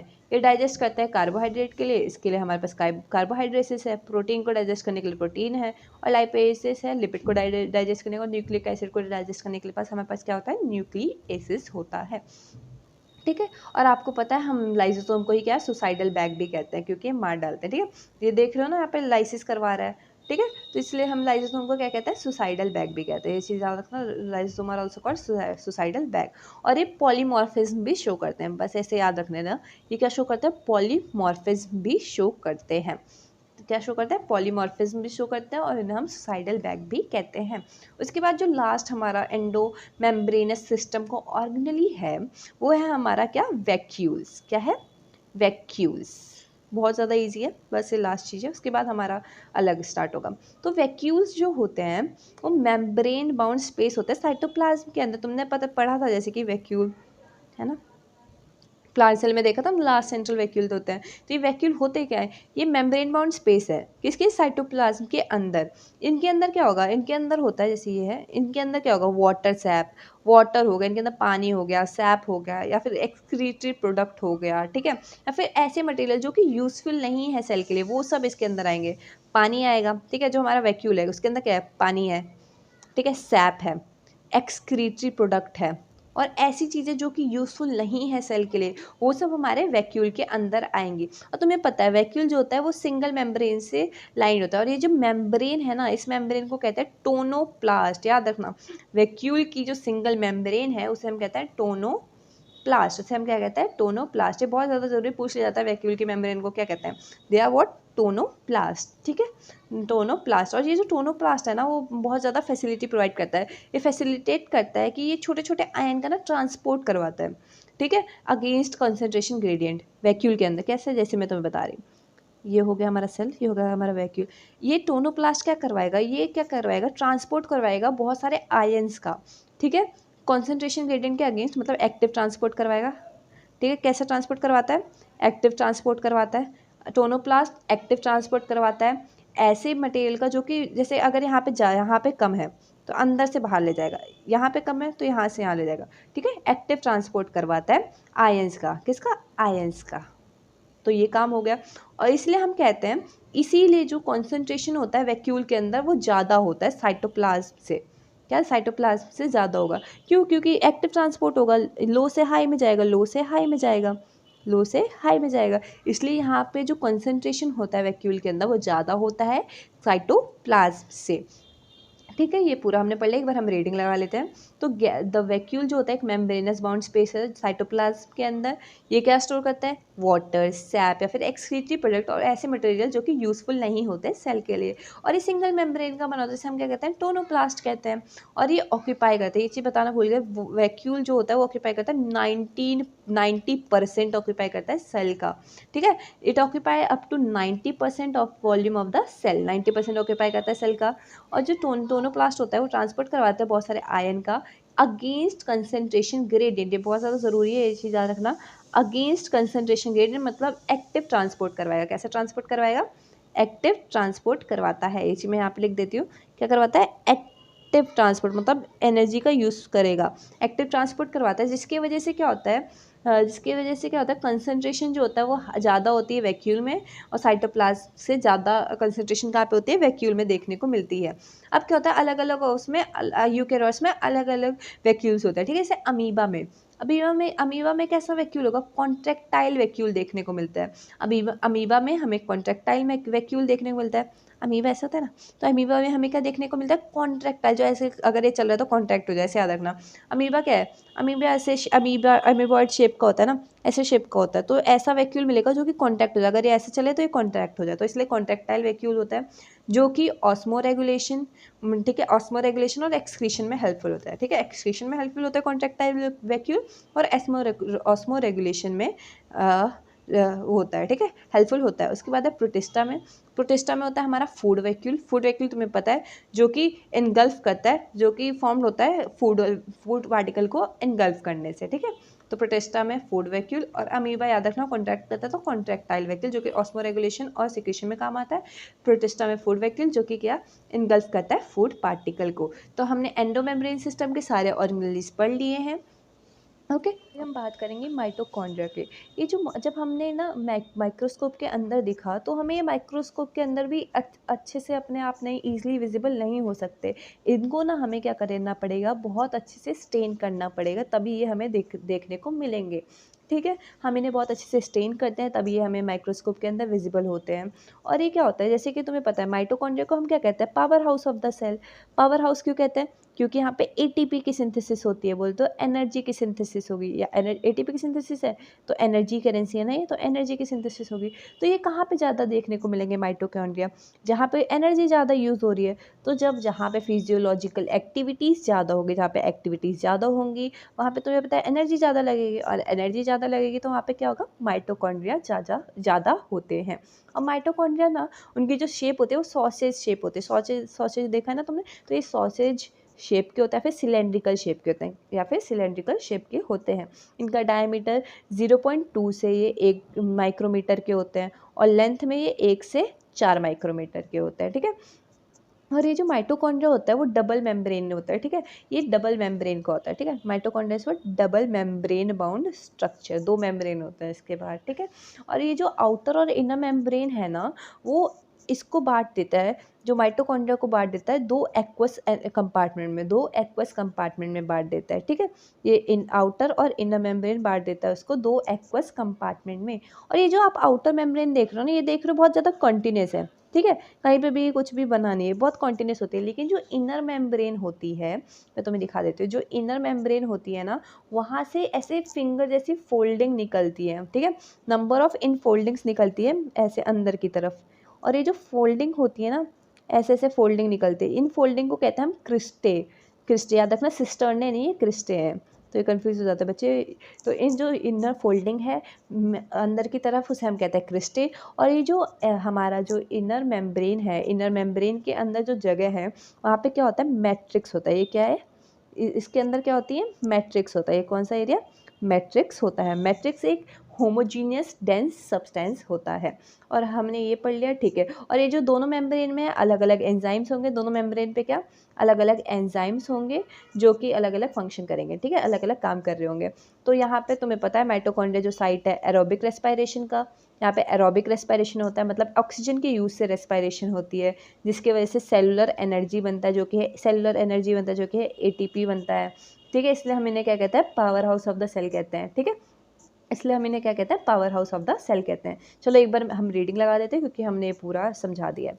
ठीक है, तो अभी हम बात करते हैं माइटोकॉन्ड्रिया की। माइटोकॉन्ड्रिया को जब तक आप स्पेसिफिकली माइटोकॉन्ड्रिया को जब तक आप स्पेसिफिकली स्टेन ना करो, तब तक वो आपको ईजिली विजिबल नहीं होंगे माइक्रोस्कोप के अंदर। ठीक है, depending on the psychological activity of the cell, number of mitochondria variable होता है। जहाँ पे एक्टिविटी ज़्यादा है, वहाँ पे माइटोकॉन्ड्रिया ज़्यादा होगी, क्योंकि वहाँ पे एनर्जी प्रोडक्शन ज़्यादा होगी। ठीक है, ऐसे याद रखना। इसका जो शेप होता है अलग अलग शेप के होता है, लेकिन जो मोस्ट इंपॉर्टेंट शेप है वो सॉसेज शेप या फिर सिलेंड्रिकल शेप के होते हैं। डायमीटर ये रहा इसका, लेंथ याद कर लेना, ये 0.2 से 1 और ये 1 से 4। ठीक है, तो इसका हो गया। और ये जो माइटोकॉन्ड्रिया तुम्हें मैंने बताया था डबल मेम्ब्रेन बाउंड होते हैं माइटोकॉन्ड्रिया। वर्ड मैं माइटो ऐसे बता देते हैं। माइटोकॉन्ड्रिया क्या होता है, माइटोकॉन्ड्रिया जो होता है, हाँ, माइटोकॉन्ड्रिया डबल मेम्ब्रेन बाउंड होता है। और ये जो आउटर और इनर मेम्ब्रेन होती है ना इनकी, वो डिवाइड करती है ल्यूमेन को जो आउटर और इनर मेम्ब्रेन होती है वो डिवाइड करती है ल्यूमेन को, किसमें, ल्यूमेन को, ठीक है, अंदर की जो एरिया है उसको हम ल्यूमेन कहते हैं, ठीक है। ल्यूमेन को डिवाइड करते हैं दो एक्वस कंपार्टमेंट में, एक कंपार्टमेंट होता है आउटर कंपार्टमेंट और एक कंपार्टमेंट होता है इनर कंपार्टमेंट। तो जो इनर कंपार्टमेंट, ठीक है, आउटर कंपार्टमेंट और इनर कंपार्टमेंट, और जो इनर कंपार्टमेंट होता है उनके उसके अंदर क्या होता है, मैट्रिक्स होता है जो कि एक डेंस होमोजेनस सब्सटेंस है। और जो आउटर मेम्ब्रेन होता है वो कॉन्टिन्यूस होता है, क्योंकि वहाँ पे कोई ऑर्गेनली ऐसे अंदर की तरफ नहीं निकले होते, ठीक है। ये आउटर मेम्ब्रेन जो होता है वो कॉन्टिन्यूस लिमिटिंग बाउंड्री होता है ऑर्गेनली का। और जो इनर मेम्ब्रेन होता है वो नंबर ऑफ इनफोल्डिंग्स निकली होती है, ऐसे बहुत सारी इनफोल्डिंग्स निकली होती है जिन्हें हम क्या कहते हैं, क्रिस्टाई कहते हैं। किसकी तरफ, मैट्रिक्स के अंदर की तरफ, ठीक है, अंदर टुवर्ड्स दी मैट्रिक्स। और जो तुम दोनों मेम्ब्रेन होती हैं उनमें एक अपने अपने स्पेसिफिक एंजाइम्स होते हैं जो कि अलग अलग फंक्शन से एसोसिएटेड होता है, ठीक है। हर एक मेम्ब्रेन के अपने स्पेसिफिक एंजाइम होते हैं जो कि एसोसिएटेड होते हैं माइटोकॉन्ड्रियल फंक्शन से एसोसिएटेड होते हैं। माइटोकॉन्ड्रिया क्या है, माइटोकॉन्ड्रिया तुम्हें पता है साइट ऑफ एरोबिक रेस्पिरेशन है, ऑक्सीजन की हेल्प से रेस्पिरेशन होती है जिसकी वजह से सेलुलर एनर्जी की फॉर्मेशन होती है। जो सेलुलर एनर्जी होती है किस फॉर्म में बनती है, एटीपी के फॉर्म में, एडिनोसिन ट्राइफॉस्फेट के फॉर्म में बनती है। इसलिए इनको हम क्या कहते हैं, पावर हाउस कहते हैं। किसको, माइटोकॉन्ड्रिया को हम power house of the cell कहते हैं, ठीक है। ये चीज़ मैंने तुम्हें नहीं बताई, जो इनके मैट्रिक्स होता है उसके अंदर और क्या देखने को मिलता है, मैट्रिक्स के अंदर एक सर्कुलर डीएनए भी देखने को मिलेगा, साथ में आरएनए देखने को मिलेगा, ठीक है। डीएनए, सर्कुलर डीएनए भी देखने को मिलेगा, आरएनए देखने को मिलेगा, साथ ही साथ राइबोसोम देखने को मिलेगा जो कि तुम्हें पता है प्रोटीन की राइबोसोम मिलेगा। वो भी कौन सा राइबोसोम, 70 है, जो कि प्रोकैरियोटिक में देखने को मिला था।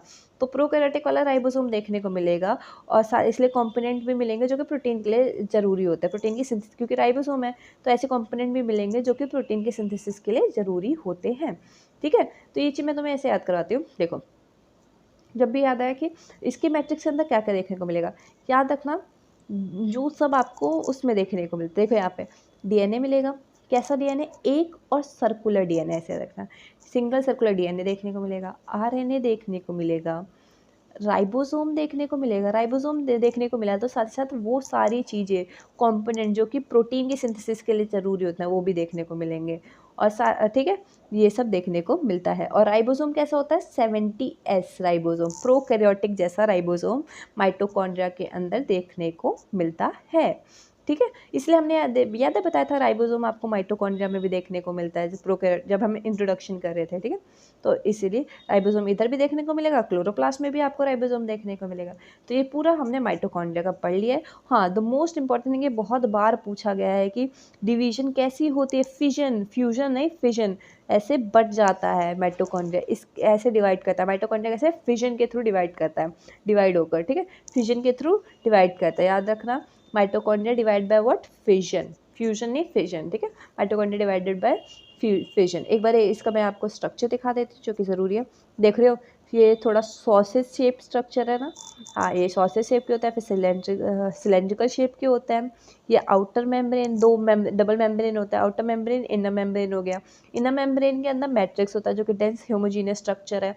और जो इनर मेम्ब्रेन होता है वो ऐसे क्रिस्टाई के फॉर्म में अंदर की तरफ निकले होते हैं, इनफोल्डिंग्स। और दोनों मेम्ब्रेन के बीच में जो स्पेस होती है उसे हम कहते हैं इंटर मेम्ब्रेन स्पेस या फिर माइटोकॉन्ड्रियल स्पेस कहते हैं, ठीक है। और ये जो माइटोकॉन्ड्रिया है ना उसे हम क्या कहते हैं, सेमी ऑटोनॉमस भी कहते हैं, क्योंकि देखो डीएनए भी है, आरएनए में, तो खुद आधे खुद से भी काम कर सकते हैं, तो इसलिए सेमी ऑटोनॉमस भी कहते हैं। और एंडोसिम्बायोटिक, इसका मतलब क्या होता है, हमें एंडोसिम्बायोटिक मतलब ये थोड़े थोड़े प्रोकैरियोट से दिखते हैं क्योंकि इनमें 70S राइबोसोम है, ठीक है। तो एंडोसिम्बायोटिक ऑरिजिन भी इनकी होती है, तो ये सेमी ऑटोनॉमस भी होता है और एंडोसिम्बायोटिक ऑरिजिन भी होती है। मैंने लिख दिया वर्ड, तुम थोड़े ध्यान में रखना है, एक्स्ट्रा पॉइंट्स है जो कि तो ज़रूरी होता है जानने, ठीक है। ओके, तो हमने पूरा माइटोकॉन्ड्रिया अच्छे से पढ़ लिया है। नेक्स्ट हम जो पढ़ेंगे वो होगा प्लास्टिड्स। सो यस, अभी हम बात करेंगे प्लास्टिड की। प्लास्टिड जो होते हैं वो प्रेजेंट होते हैं प्लांट्स में। पता है तुम्हें, प्लास्टिड पिगमेंट स्टोर करने के काम आते हैं। और पिगमेंट से क्या कलर होता है, ठीक है। तो ये प्रेजेंट होंगे प्लांट्स में और यूग्लिनॉइड्स में, ठीक है। तो प्लास्टिड किस में देखने को मिलता है आपको? प्लास्टिड आपको देखने को मिलेंगे प्लांट सेल्स में और यूग्लिनॉइड्स में। प्लास्टिड ना थोड़े बड़े होते हैं तो माइक्रोस्कोप के नीचे बहुत ईजिली आप देख सकते हो, लेकिन आपको पता है माइटोकॉन्ड्रिया को आपको स्टेन करना पड़ा था, तब जाके आप देख पाए थे। लेकिन आप प्लास्टिड को देख लेते हो कि वो थोड़े से लार्ज होते हैं, ठीक है, वो ईजिली विजिबल होते हैं माइक्रोस्कोप के नीचे, ठीक है। इनके अंदर स्पेसिफिक पिगमेंट्स होते हैं जो कि स्पेसिफिक कलर्स देते हैं प्लांट्स को, ठीक है। और इन्हीं पिगमेंट्स के बेसिस पे प्लास्टिड को हमने 3 टाइप में बांटा है, एक है क्लोरोप्लास्ट, क्रोमोप्लास्ट, ल्यूकोप्लास्ट, ठीक है। क्लोरोप्लास्ट, क्रोमोप्लास्ट और ल्यूकोप्लास्ट। तो जो क्लोरोप्लास्ट होता है, क्लोरोप्लास्ट के अंदर जो हमारा पिगमेंट होता है वो होगा क्लोरोफिल और कैरोटीनॉइड पिगमेंट देखने को मिलता है, ठीक है। क्लोरोफिल तुम्हें पता है, क्लोरोफिल तो बचपन से पढ़ते आ रहे हो, वो लाइट एनर्जी को ट्रैप करेगा और उसे जो फोटोसिंथेसिस के लिए जो कि ज़रूरी होता है, ठीक है, लाइट एनर्जी को ट्रैप करेगा जो कि फोटोसिंथेसिस के लिए ज़रूरी होता है। तो क्लोरोप्लास्ट आपने पढ़ लिया, उसके बाद हम पढ़ते हैं क्रोमोप्लास्ट। पहला पढ़ लिया आपने, फिर क्रोमोप्लास्ट। क्रोमोप्लास्ट जो होता है उसके अंदर फैट सॉल्युबल कैरेटिनॉइड प्रेजेंट होता है जो कि होता है कैरेटिन, ज़ैंथोफिल, ठीक है। और जो क्रोमोप्लास्ट होते हैं वो क्या करते हैं, येलो कलर, ऑरेंज कलर और रेड कलर प्रोवाइड करते हैं, ठीक है। Yellow, orange, red colour provide करते हैं किसको? प्लांट सेल्स को। और इसके बाद हम आता है ल्यूकोप्लास्ट। ल्यूकोप्लास्ट जो होता है वो कलरलेस प्लास्टिड होता है जो कि मेनली यूज़ किस लिए होता है? They are mainly use to store nutrients. याद रखना, ल्यूकोप्लास्ट कलरलेस प्लास्टिड है लेकिन उनका कुछ ना कुछ काम तो होगा, तो वो न्यूट्रिएंट स्टोर करते हैं। तो ये जो ल्यूकोप्लास्ट है जिस बेसिस पे वो कौन कौन से न्यूट्रिएंट स्टोर कर रहे हैं वो अलग अलग टाइप के होते हैं, जैसे कि अमाइलोप्लास्ट हो गया, इलायोप्लास्ट हो गया और एल्यूरोन प्लास्ट हो गया। एल्यूरोप्लास्ट नीचे है, ठीक है, नेक्स्ट पेज में। तो अमाइलोप्लास्ट क्या होगा? अमाइलोप्लास्ट में आता है हमारा कार्बोहाइड्रेट और स्टार्च, और स्टार्च में पता है पोटैटो में है। तो अमाइलोप्लास्ट के अंदर हमारे कार्बोहाइड्रेट, और इलायोप्लास्ट के अंदर आते हैं हमारे ऑयल और फैट। इलायोप्लास्ट के अंदर क्या आता है? हमारे ऑयल और फैट, ठीक है, ये ऑयल और फैट स्टोर करता है। इसके बाद हम बात करेंगे एल्यूरोप्लास्ट। एल्यूरोप्लास्ट क्या आता है? वो स्टोर करता है प्रोटीन। याद रखना, एल्यूरोप्लास्ट क्या स्टोर करेगा? एल्यूरोप्लास्ट, एल्यूरिन लेयर ऑफ मेज, मतलब प्रोटीन स्टोर करेगा। ओके, तो हमने ये पूरा पढ़ लिया हमारे पिगमेंट्स के बारे में। अब हम बात करेंगे क्लोरोप्लास्ट के बारे में। तो सबसे पहला पिगमेंट था, उसके बारे में थोड़ी डिटेल, उसके स्ट्रक्चर के बारे में पढ़ना ज़रूरी है, ठीक है। तो याद रखना, सबसे ज़्यादा क्लोरोप्लास्ट ना, मेजॉरिटी ऑफ क्लोरोप्लास्ट हमें मीजोफिल सेल में देखने को मिलेगा। लीव्स के मीजोफिल सेल में हमें सबसे ज़्यादा क्लोरोप्लास्ट देखने को मिलता है। कितने? 20 से 40 क्लोरोप्लास्ट पर सेल देखने को मिलते हैं मीजोफिल के, ठीक है। कितने? 20 से 40 क्लोरोप्लास्ट। और वही अब हम दूसरे की बात करें तो एक सेल देखने को मिलेगा क्लमाइडोमोनास में। क्लमाइडोमोनास एक ग्रीन एल्गाए होता है, ठीक है। एक क्लोरोप्लास्ट देखने को मिलता है, ठीक है। एक क्लोरोप्लास्ट देखने को मिलता है हर एक सेल के में, ठीक है, पर सेल ऑफ क्लमाइडोमोनास, ठीक है। और ये अलग अलग शेप के होते हैं, lens shaped, Oval, spherical, discoid, ribbon like. इनकी लेंथ जो होती है 5 से 10 माइक्रोमीटर लेंथ होगी, 2 से 4 माइक्रोमीटर विड्थ होगी, ओके। और ये जो क्लोरोप्लास्ट होते हैं, अब हम इनके स्ट्रक्चर की बात करते हैं। मैं आपको इधर थोड़ा दिखा देती हूँ, ठीक है। जो क्लोरोप्लास्ट होता है ना वो डबल मेम्ब्रेन बाउंड स्ट्रक्चर होगा। जैसे माइटोकॉन्ड्रिया का डबल मेम्ब्रेन था, इनका भी डबल मेम्ब्रेन होगा। और जो इनका इनर मेम्ब्रेन होता है ना वो थोड़ा लेस परमिएबल होता है। इनका जो इनर मेम्ब्रेन होता है वो थोड़ा लेस परमिएबल होता है, ये चीज़ ध्यान रखना। इनका इनर मेम्ब्रेन क्या होता है? लेस परमिएबल होता है। और इनके अंदर की जो स्पेस है, ठीक है, इनर मेम्ब्रेन के अंदर की जो स्पेस है उसे हम कहते हैं स्ट्रोमा। उसे हम क्या कहते हैं? स्ट्रोमा कहते हैं। अब स्ट्रोमा के अंदर ना एक सैक प्रेजेंट होता है, ऐसे सैक्स प्रेजेंट होते हैं। इन सैक्स को पता है क्या कहते हैं? इन सैक्स को कहते हैं हम थाइलेकॉइड। इन सैक्स को क्या कहते हैं हम? थाइलेकॉइड। ऐसे मेम्ब्रेनस सैक्स प्रेजेंट होता है, फ्लैट मेम्ब्रेनस सैक्स प्रेजेंट होता है जिन्हें हम थाइलेकॉइड कहते हैं। अब क्या होगा ना, एक के ऊपर ऐसे बहुत सारे थाइलेकॉइड स्टैक हो जाते हैं, ठीक है, ऐसे बहुत सारे जमा हो जाते हैं। जैसे लग रहा है कि बहुत सारे सिक्के एक के ऊपर एक रखो, आप कॉइन्स एक के ऊपर एक रखो, ऐसा नहीं लगता? Piles of coin. इन्हें हम कहते हैं ग्रेना। इन्हें हम क्या कहते हैं? एक साथ कहते हैं ग्रेना। ग्रेना या फिर इंटीग्रेनल थाइलेकॉइड, ठीक है, इंटीग्रेनल थाइलेकॉइड भी कह सकते हैं, जिसे हम ग्रेना कहते हैं। अब क्या होगा, ये जो दो थाइलेकॉइड है अलग अलग ग्रेना के, ये एक दूसरे से कनेक्टेड होते हैं स्ट्रोमा लेमिला के थ्रू। किसके through? Stroma lamella. Stroma lamella मतलब स्ट्रोमा ले मिलले, स्ट्रोमा के थ्रू ले मिलले, ठीक है। तो ऐसे याद रखना, स्ट्रोमा लैमिला ये मिलाएगा किसको? दो थाइलेकॉइड को अलग अलग ग्रेना के, ठीक है। और ये जो अब थाइलेकॉइड के अंदर जो स्पेस है ना, रुक जाओ, तो थाइलेकॉइड के अंदर जो स्पेस है उसे हम कहते हैं ल्यूमेन। थाइलेकॉइड के अंदर जो स्पेस होती है वो किससे भरी होती है? ल्यूमेन से। किससे?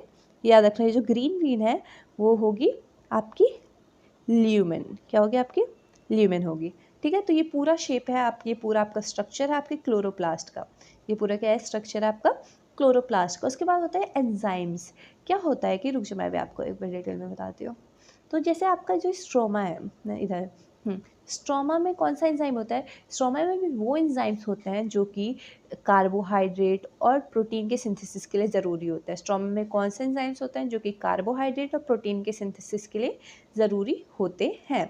और उसके बाद हमारे जो थाइलाकॉइड है, थाइलाकॉइड में वो पिगमेंट्स होते हैं, थाइलाकॉइड में पिगमेंट्स होते हैं। ठीक है, कौन से क्लोरोफिल पिगमेंट आपको क्लोरोफिल पिगमेंट आपको थाइलाकॉइड में देखने को मिलेगा। और आपको स्ट्रोमा में एंजाइम देखने को मिलेगा जो कि किसके लिए, कार्बोहाइड्रेट और प्रोटीन के सिंथेसिस के लिए ज़रूरी होता है। और जो लास्ट और इम्पॉर्टेंट थिंग है, जैसे कि आपने देखा था माइटोकॉन्ड्रिया एंडोसिम्बायोटिक था, वैसे ये भी एंडोसिम्बायोटिक होता है। क्यों, क्योंकि आपको क्योंकि आपको इसके अंदर क्या होगा, क्लोरोप्लास्ट के अंदर आपको राइबोसोम देखने को मिलेगा। क्या देखने को मिलेगा, राइबोसोम देखने को मिलेगा। कौन सा राइबोसोम, 70S राइबोसोम देखने को मिलेगा। ओके, ये चीज़ ध्यान रखना, आपको इसके अंदर भी 70S राइबोसोम देखने को मिलेगा।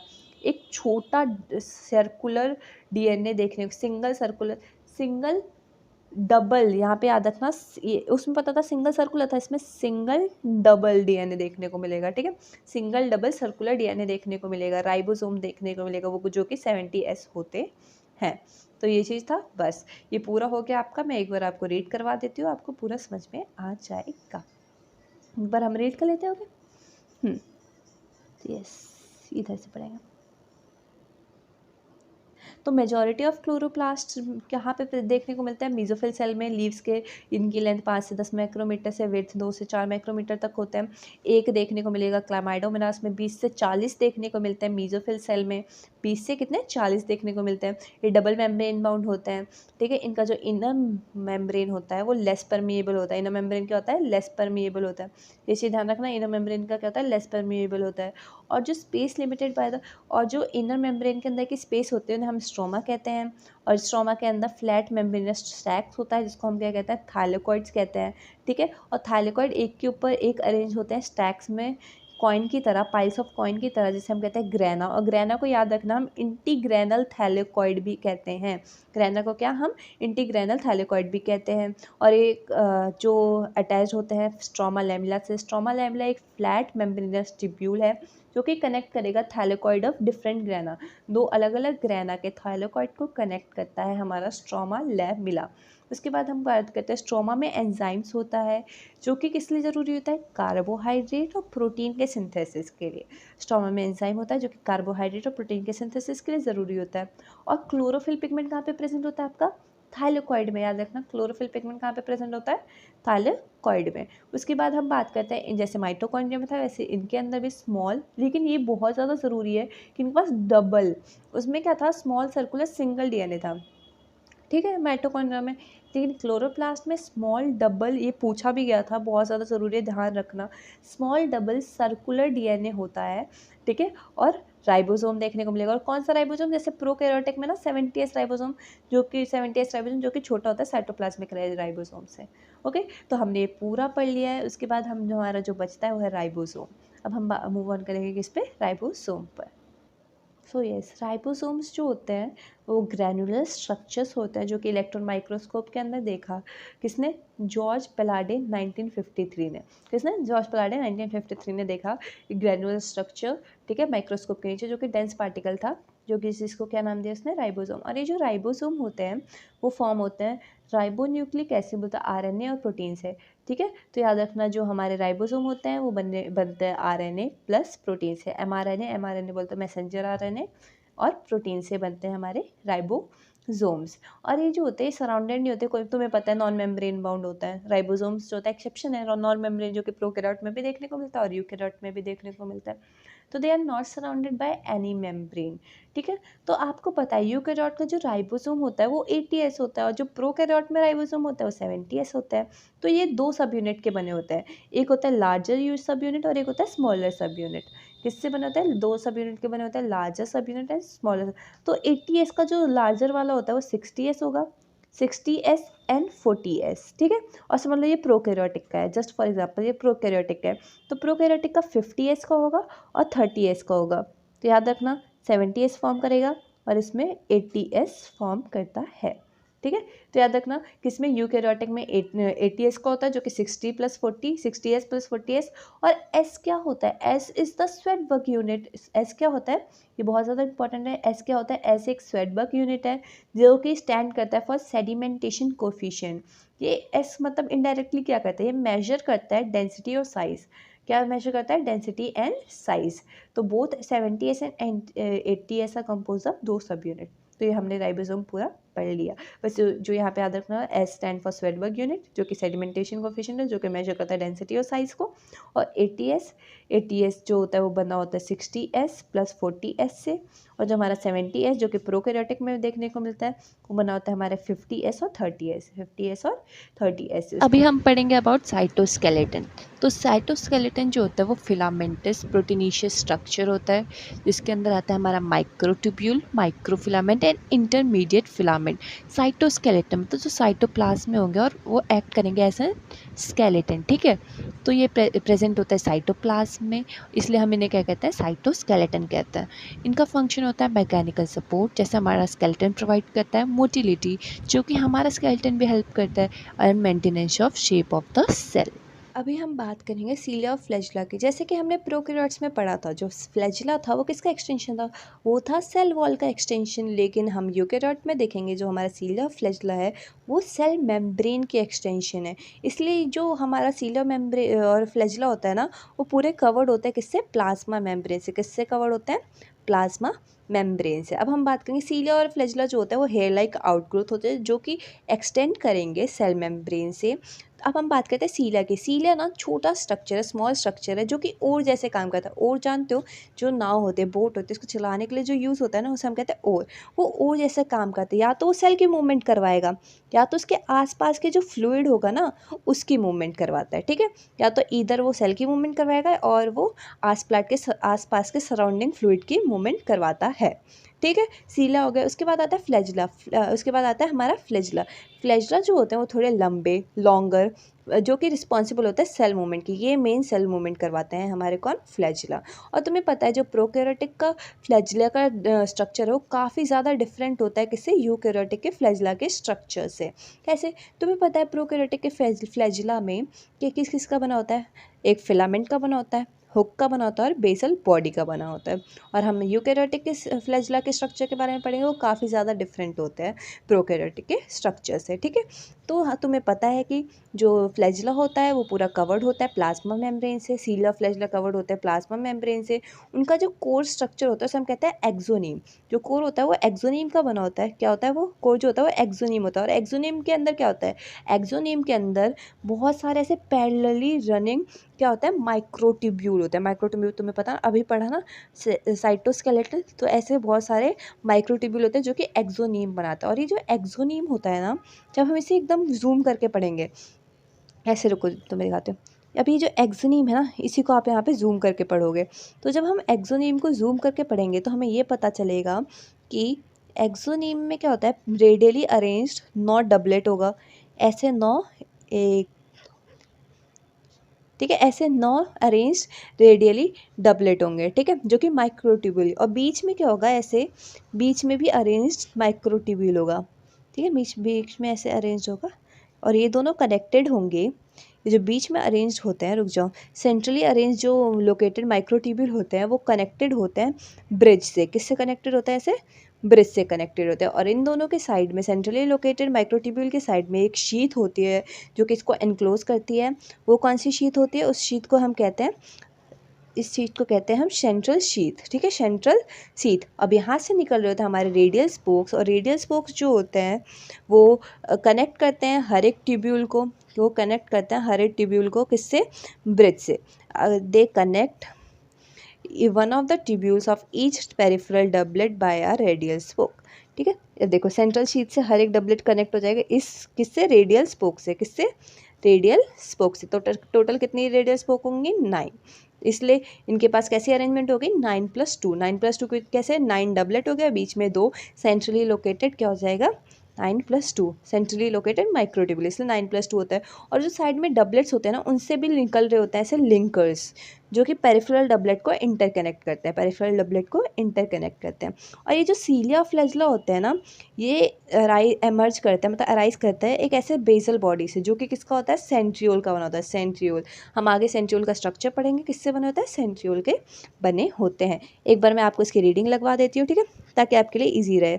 तो जैसे कि आपने देखा, cilia and flagella are hair like outgrowth of the cell membrane, किससे निकल रहा है, सेल मेम्ब्रेन से। और जो सीलिया होता है वो वर्क करता है इस ओर, या तो वो सेल की मूवमेंट करवाएगा, या तो उसके सराउंडिंग फ्लूइड की मूवमेंट करवाएगा। और जो फ्लैजिला होते हैं वो लॉन्गर और रिस्पॉन्सिबल होता है किसके लिए, सेल मूवमेंट के लिए रिस्पॉन्सिबल होता है।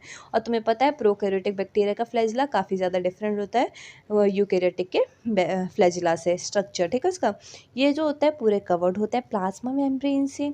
इनका जो कोर होता है वो एक्सोनीम होता है। एक्सोनीम में माइक्रोट्यूब्यूल्स रन कर रहे होते हैं पूरे लॉन्ग एक्सिस में। क्या रन कर रहे होते हैं, माइक्रोट्यूब्यूल्स रन कर रहे होते हैं पैरेलली टू लॉन्ग एक्सिस, ठीक है। और एक्सोनीम में जो होता है 9 डबलेट होता है, दे हैव 9 डबलेट जो कि रेडियली अरेंज्ड होते हैं, ठीक है।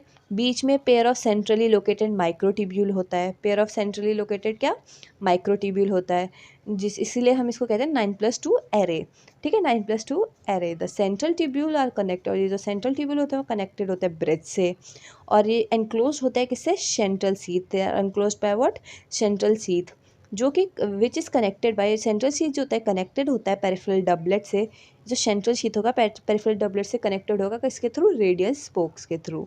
तो देयरफॉर 9 रेडियल स्पोक्स होते हैं, ठीक है। और हर एक पेरिफेरल डबलेट से जो होता है वो निकल रहा होता है ऐसे लिंकर्स, जो कि इंटरकनेक्ट करते हैं पेरिफेरल डबलेट्स को, अगल बगल के डबलेट्स को इंटरकनेक्ट करते हैं। और सीलिया फ्लैजिला जो होता है वो एमर्ज करता है form centriole like structure called basal body. कहाँ से एमर्ज कर रहे थे, centriole like structure called basal body से एमर्ज कर रहे थे। एक बार मैं आप ये वाला स्ट्रक्चर देख लो, ये देखो, वेट अ सेकेंड, कुछ ज़्यादा ही जूम हो गया। हाँ, इस स्ट्रक्चर में भी आपको देखने को मिल रहा है पेरिफेरी पे डबलेट है, क्या है, पेरिफेरी पे डबलेट है, बीच में पेयर ऑफ सेंट्रली लोकेटेड वो है, साइड में ये देख रहे हो शीथ है, ये कनेक्टेड वाले क्या दिख रहे हैं, ये रेडियल स्पोक्स दिख रहे हैं, क्या दिख रहा है, 9 रेडियल स्पोक्स देखने को मिले। अब आप डिटेल में भी देखोगे तो आपको सेम चीज़ देखने को मिलेगी। और ये जो साइड से ये निकल रहा है ना, ये है लिंकर्स या फिर इंटर डबलेट ब्रिज भी कह सकते हो आप। लिंकर्स को क्या कह सकते हो, इंटर डबलेट ब्रिज, दो डबलेट के बीच में जो जोड़ रहा है उसे हम कहते हैं इंटर डबलेट ब्रिज या लिंकर्स भी कह सकते हैं, ठीक है। तो आपने सीलिया और फ्लैजिला को अच्छे से पढ़ लिया। अब जो हमारा बचता है वो हमारा सेंट्रोजोम एंड सेंट्रियोल। तो अभी हम पढ़ेंगे क्या, सेंट्रोजोम एंड सेंट्रियोल। तो जैसे कि तुम्हें पता है कि सेंट्रोजोम जो होता है वो उसके अंदर होता है 2 सिलेंड्रिकली स्ट्रक्चर, जिसको हम कहते हैं सेंट्रियोल्स। तो ये जो सेंट्रोजोम होता है वो क्या कहता है, ऑर्गेनली होता है, जिसमें 2 सिलेंड्रिकल स्ट्रक्चर होते हैं। मैं यहाँ पे मैंने बना रखा है 2 सिलेंड्रिकल स्ट्रक्चर होते हैं, जिन्हें हम क्या कहते हैं, 2 मिनट, हाँ, ये ऑर्गेनल होता है जिसमें 2 सिलेंड्रिकल स्ट्रक्चर होते हैं, जिन्हें हम सेंट्रियोल कहते हैं, जो कि सराउंडेड होते हैं किससे, एमॉर्फस पेरीसेंट्रियोलम मटेरियल से, किससे, एमॉर्फस पेरीसेंट्रियोलम मटेरियल से। और ये दोनों जो होते हैं सिलेंड्रिकल स्ट्रक्चर, ये एक दूसरे से क्या परपेंडिकुलर होते हैं, कैसे, लाई परपेंडिकुलर टू ईच अदर, जैसे कि कार्टव्हील स्ट्रक्चर, जैसे कैसा ऑर्गेनाइजेशन होता है इनका, लाइक कार्टव्हील। और इस पूरे को हम एक साथ क्या बोलते हैं, सेंट्रोजोम, ठीक है। तो याद रखना, सेंट्रोजोम जो होता है इसके अंदर 2 सिलेंड्रिकल स्ट्रक्चर होते हैं जो एक दूसरे के परपेंडिकुलर होते हैं, जिन्हें हम सेंट्रियोल्स कहते हैं। इनके आसपास एमॉर्फस पेरीसेंट्रियोलम मटेरियल होता है, ठीक है। और इन दोनों का जो अरेंजमेंट है कैसा है, like a cartwheel, their arrangement is like what, like a cartwheel. अब इनके हम जब डिटेल स्ट्रक्चर में बात करेंगे सेंट्रियोल के, तो हमें ये देखने को मिला है कि इनके जो पेरिफेरी में होता है 9 यहाँ पे ट्रिपलेट देखें, जैसे हमें उसमें डबलेट देखने को मिलता है सीलिया फ्लैजिला में, यहाँ पे क्या देखने को मिलेगा, यहाँ पे देखने को मिलेगा आपको ट्रिपलेट। यहाँ पे 9 इवनली स्पेस पेरिफेरल फिब्रिल्स होती हैं, जो कि ट्यूबुलिन प्रोटीन के बने होते हैं, ठीक है, जैसे माइक्रोट्यूब्यूल की समझ लो। पेरिफेरल फिब्रिल्स होते हैं कितनी, 9, ठीक है। और ये ट्रिपलेट के फॉर्म में होती हैं। ये एडजेसेंट ट्रिपलेट जो होते हैं वो लिंक्ड होते हैं। ये जो एडजेसेंट ट्रिपलेट होता है वो लिंक्ड होता है। सेंट्रल पार्ट जो होता है proximal region of the centriole is also proteinaceous. ये जो सेंट्रल पार्ट होता है इनका वो प्रोटीनेशियस होता है, जिसे हम क्या कहते हैं, हब कहते हैं। क्या कहते हैं इसे हम, हब कहते हैं। ये भी प्रोटीनेशियस होता है, इनसे भी निकल रहा होता है ऐसे रेडियल स्पोक्स, जैसे हमारे सीलियम में निकल रहा था, जो कि कनेक्ट करता है हब को किससे, है ट्रिपलेट से। 9 रेडियल स्पोक्स होता है, ये भी प्रोटीन के बने होते हैं, ठीक है। सेंट्रियोल्स फॉर्म द, सेंट्रियोल जो होता है ये फॉर्म करता है बेसल बॉडी सीलिया फ्लैजिला की एंड स्पिंडल फाइबर। और ये स्पिंडल फाइबर फॉर्म करेगा जो कि स्पिंडल apparatus बनाएगा during cell division in animal cell. कब, during cell division in animal cell. तो अगर आप चाहते हो तो हम एक बार इसको रीड कर लेते हैं, क्योंकि एक्सप्लेन तो पूरा हो गया है, ठीक है। बहुत ईजी सा चीज़ है, जब एक बार सीलिया फ्लैजिला आ जाए ना समझ, ये बहुत अच्छे से आ जाता है।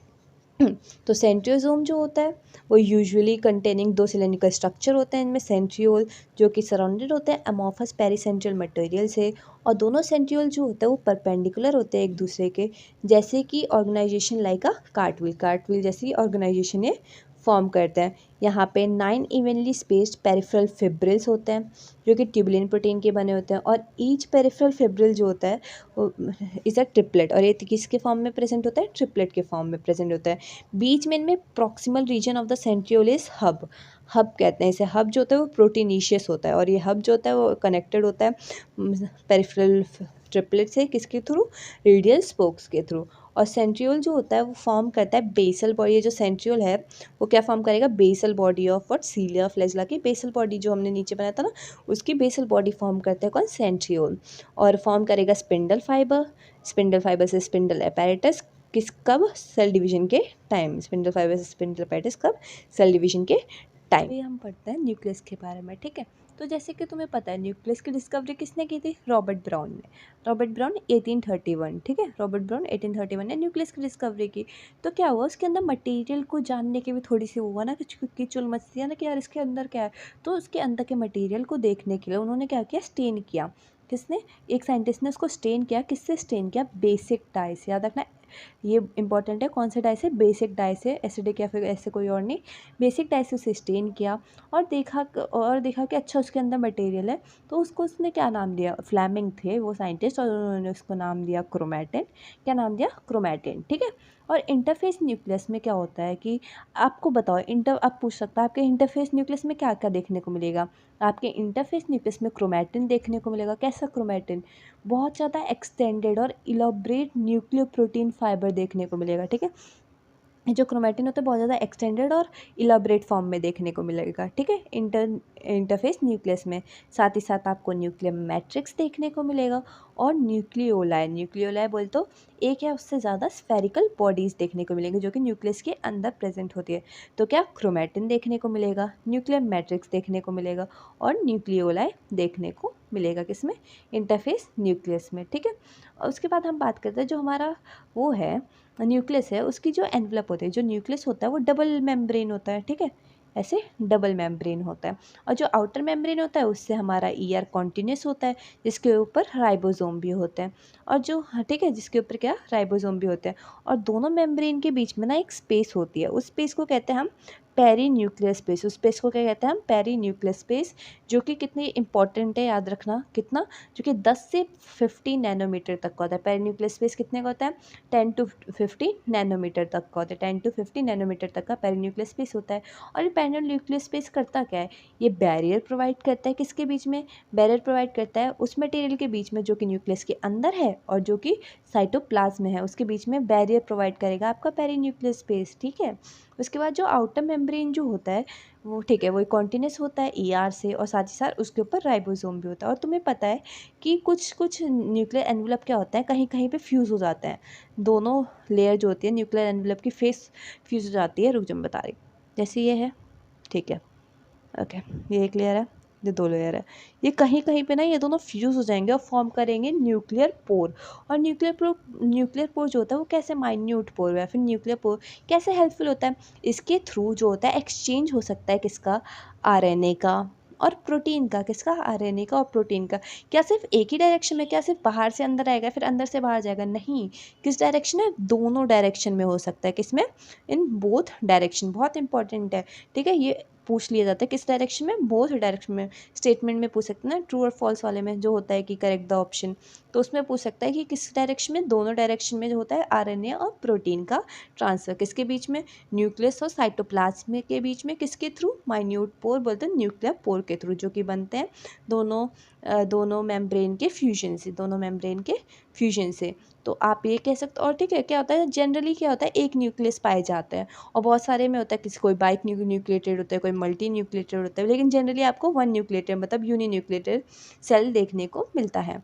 अब क्या होता है, ये जो न्यूक्लियस होता है कब बहुतों में एब्सेंट होता है, किसमें, जैसे कि आरबीसी, तुम जानते हो एरिथ्रोसाइट में न्यूक्लियस एब्सेंट होता है, तभी तुमने पता ना, तभी उसकी सेल मेम्ब्रेन की स्टडी की गई थी। यस, तो आरबीसी में न्यूक्लियर मेम्ब्रेन एब्सेंट होता है। और किस में एब्सेंट होता है, सीव ट्यूब सेल में। किसमें, सीव ट्यूब सेल, जो कि प्लांट में देखने को मिलेगा, प्लांट सेल में।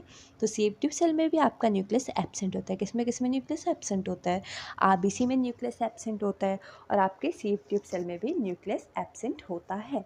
अब हम थोड़ा डिटेल में पढ़ेंगे, जैसे कि हमारे जो न्यूक्लियर मैट्रिक्स हो गया, क्रोमैटिन हो गया, इन सबको हम डिटेल में पढ़ेंगे। जो हमारा न्यूक्लियर मैट्रिक्स था, न्यूक्लियर मैट्रिक्स, इसको हम क्या कहते हैं, न्यूक्लियोप्लाज्म भी कह सकते हैं।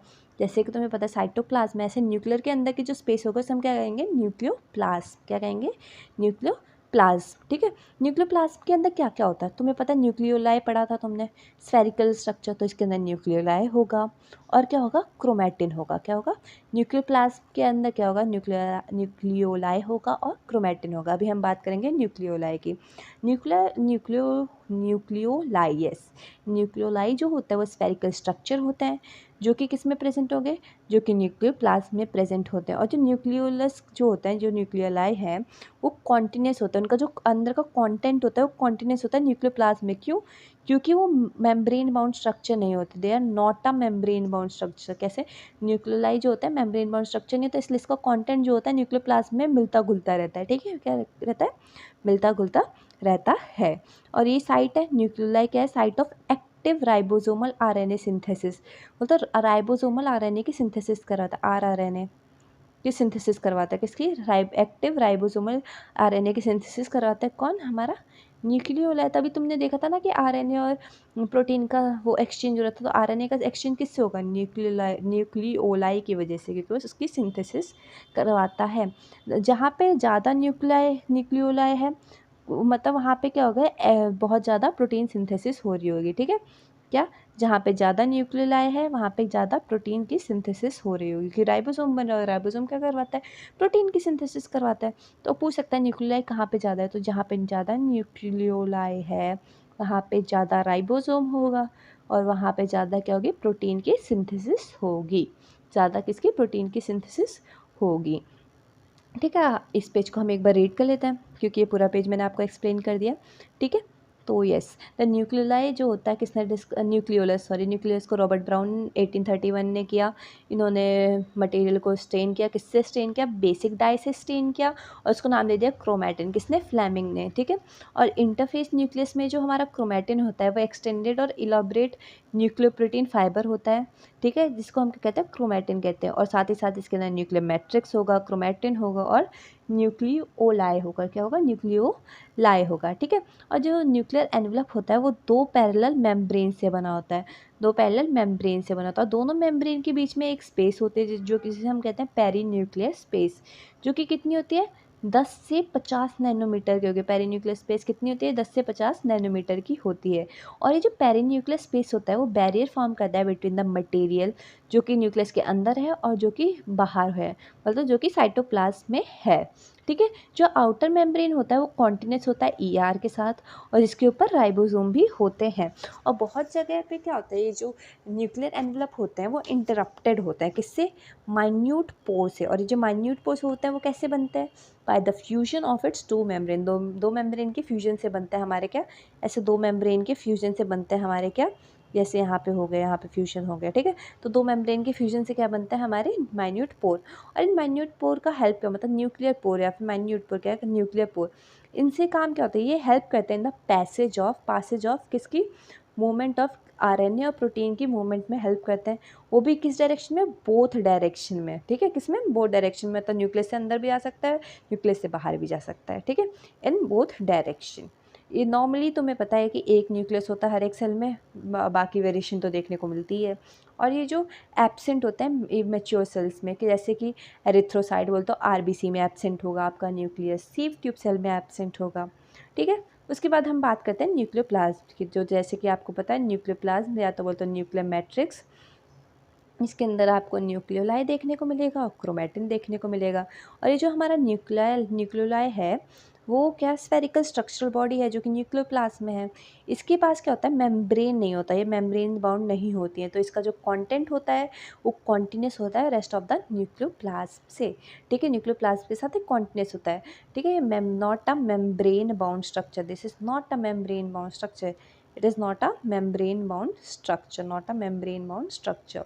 और ये साइट है न्यूक्लियोलाइज जो होता है वो साइट है किसकी, एक्टिव आरएनए बोल तो आरएनए की सिंथेसिस करवाता है, राइबोसोमल आरएनए की, कैसी, राइबोसोमल आरएनए की सिंथेसिस करवाता है, ठीक है। जिसकी वजह से क्या होगा, जहाँ पे प्रोटीन की सिंथेसिस ज़्यादा है वहाँ पे न्यूक्लियोलस ज़्यादा होगा, जहाँ पे प्रोटीन की सिंथेसिस ज़्यादा है वहाँ पे न्यूक्लियोलस ज़्यादा होगा। कैसे, क्यों, क्योंकि देखो जहाँ पे न्यूक्लियोलस ज़्यादा होगा वहाँ पे तुम्हें पता आरआरएनए ज़्यादा होगा, वहाँ पे प्रोटीन की सिंथेसिस ज़्यादा होगी, प्रोटीन की सिंथेसिस ज़्यादा होगी। तो ये पूरा पेज हमने पढ़ लिया है। अब हमारा बचता है सिर्फ एक पेज, अब हम मूव करेंगे टू द नेक्स्ट पेज जहाँ पे हम पढ़े हैं, जैसे हमने न्यूक्लियोलस पढ़ लिया था जो कि न्यूक्लियोप्लाज्म के अंदर जो हमारा बच रहा है वो है हमारा क्रोमैटिन, ठीक है। क्या बच रहा है हमारा, क्रोमैटिन। तो जो क्रोमैटिन होता है इंटरफेस न्यूक्लियस के अंदर लूज होता है, इंडेक्स नेटवर्क होता है ऑफ न्यूक्लियो प्रोटीन फाइबर का, किसका, न्यूक्लियो प्रोटीन फाइबर का, बहुत ज़्यादा हाईली एक्सटेंसिव होता है, ठीक है, न्यूक्लियो प्रोटीन फाइबर का। लेकिन अलग अलग स्टेजेस में जो होता है ये सेल जो होता है क्रोमैटिन नहीं शो करता, बल्कि वो क्या शो करेगा, क्रोमोसोम। तुम्हें पता है कि इंटरफेस न्यूक्लियस में तो वो, चलो इंटरफेस न्यूक्लियस में वो क्या शो करेगा, क्रोमैटिन, ठीक है। लेकिन जो और सारे स्टेजेस हैं सेल डिवीजन में वो क्या शो करेगा, उसमें वो शो करेगा क्रोमोसोम, क्योंकि वो क्या हो जाएगा, कंडेंस्ड हो जाता है, क्या हो जाता है, कंडेंस्ड हो जाता है। अलग अलग स्टेजेस में वो क्या शो करेगा, क्रोमोसोम शो करेगा, ठीक है। तो तुम्हें पता है कि क्रोमैटिन के अंदर क्या क्या होता है, ये चीज़ याद रखना, क्रोमैटिन बना होता है डीएनए का, कुछ बेसिक प्रोटीन का, बेसिक प्रोटीन बोलते हो हिस्टोन, हिस्टोन क्या है हमारा, बेसिक प्रोटीन है, तो याद रखना क्रोमैटिन हमारे डीएनए का बना होता है, बेसिक प्रोटीन हिस्टोन का बना होता है। और कुछ नॉन हिस्टोन प्रोटीन का भी बना होता है, कैसे, नॉन हिस्टोन प्रोटीन का भी बना होता है, और साथ ही साथ आरएनए, और साथ ही साथ क्या, आरएनए। तो याद रखना हमारा जो क्रोमैटिन है वो डीएनए का, हिस्टोन का, नॉन हिस्टोन प्रोटीन का और आरएनए का बनता है, 4 चीज़ से बना होता है, DNA, histone, non histone protein and RNA. And what is, RNA का हमारा क्या बनता है, क्रोमैटिन, ठीक है। सिंगल ह्यूमन से, एक ह्यूमन सेल में 2 मीटर लंबी थ्रेड होती है डीएनए की, ठीक है। डीएनए कितना मीटर लंबा होता है, एक सेल में 2 मीटर लंबा डीएनए होता है, ठीक है। एक सेल में 2 मीटर लंबा डीएनए होता है जो कि डिस्ट्रीब्यूट हो जाएगा, ये 2 मीटर जो होता है वो डिस्ट्रीब्यूट हो जाता है 46 क्रोमोसोम में, 46 क्रोमोसोम में, ठीक है, 46 क्रोमोसोम में, या फिर 23 पेयर बोल सकते हो ना इसको आप। तो याद रखना 2 मीटर डीएनए होता है एक सेल के अंदर। अगर कोई पूछ ले एक सेल के अंदर कितना बड़ा, एक सेल के अंदर 2 मीटर लंबा डीएनए होता है जो कि डिस्ट्रीब्यूट हो जाता है 46 क्रोमोसोम में, या बोले तो 23 पेयर्स ऑफ डीएनए में डिस्ट्रीब्यूट हो जाता है, ठीक है। तो ये हमने क्रोमैटिन के बारे में पढ़ लिया। अब हम बात करेंगे क्रोमोसोम के अंदर, ठीक है। तो जैसे ये हमारा क्रोमोसोम है, ठीक है, ये जो आप देख रहे हो ना ये स्ट्रक्चर, ये क्या है, क्रोमोसोम है। तो क्रोमोसोम जो होता है वो पता है तुम्हें, डिवाइडिंग सेल में, मतलब उसके डिवाइडिंग स्टेजेस जब होते हैं तभी विजिबल होता है, वरना तो क्रोमैटिन या फिर ऐसे ऐसे फॉर्म में देखने को मिलता है, ठीक है। ये विजिबल होता है सिर्फ डिवाइडिंग सेल्स में, ठीक है। तो इसमें जो पहला कंस्ट्रक्शन है ना उसे हम कहते हैं सेंट्रोमर, जो उसका प्राइमरी कंस्ट्रक्शन होता है उसे हम क्या कहते हैं, सेंट्रोमियर, सेंट्रोमियर जो प्राइमरी कंस्ट्रक्शन है, प्राइमरी कंस्ट्रक्शन है उसे हम क्या कहते हैं, सेंट्रोमियर कहते हैं, क्या कहते हैं, सेंट्रोमियर। और इन्हीं सेंट्रोमियर के साइड में क्या होता है कि डिस्क शेप्ड स्ट्रक्चर होता है, देख रहे हो, ये डिस्क जैसा शेप्ड स्ट्रक्चर है जिसे हम क्या कहते हैं, काइनेटोकोर्स कहते हैं, जिसे हम क्या कहते हैं, काइनेटोकोर्स।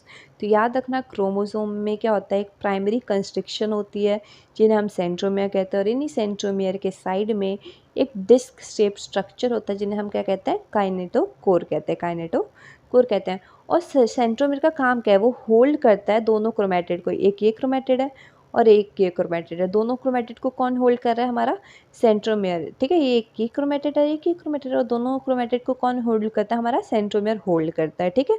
तो इसका यही काम है, ये होल्ड करता है क्रोमेटिड, एक क्रोमोसोम के दोनों क्रोमेटिड को कौन होल्ड करता है? हमारा सेंट्रोमियर। और इस पोजीशन, ये जो सेंट्रोमियर जिस पोजीशन पे, उसके बेसिस पे हमारा जो क्रोमोसोम है वो क्लासिफाइड है 4 टाइप में। किसके बेसिस पे? On the basis of position of what? Centromere. Centromere की पोजीशन के बेसिस में 4 टाइप के होते हैं। किस टाइप के होते हैं? 4 टाइप के होते हैं। नीचे वाला स्ट्रक्चर देखो तुम, ठीक है।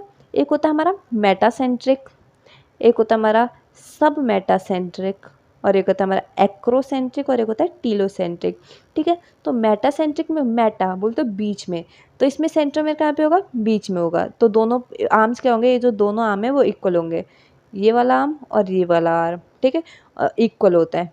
मेटासेंट्रिक में बीच में होगा, तो दोनों आर्म इक्वल होंगे, एक होगा, ये दोनों आर्म क्या होता है? इक्वल होते हैं। उसके बाद हमारा सब मेटासेंट्रिक। सब मेटासेंट्रिक में मतलब थोड़ा सा मतलब थोड़ा सा बीच से दूर, ठीक है, slightly away from the middle. They are what? थोड़ा सा सेंटीमीटर जो होता है दूर होता है बीच से, ठीक है। इधर बीच में इधर होना चाहिए था, लेकिन किधर है? ये थोड़ा सा दूर होता है, ठीक है, थोड़ा सा दूर होता है सब मेटासेंट्रिक में।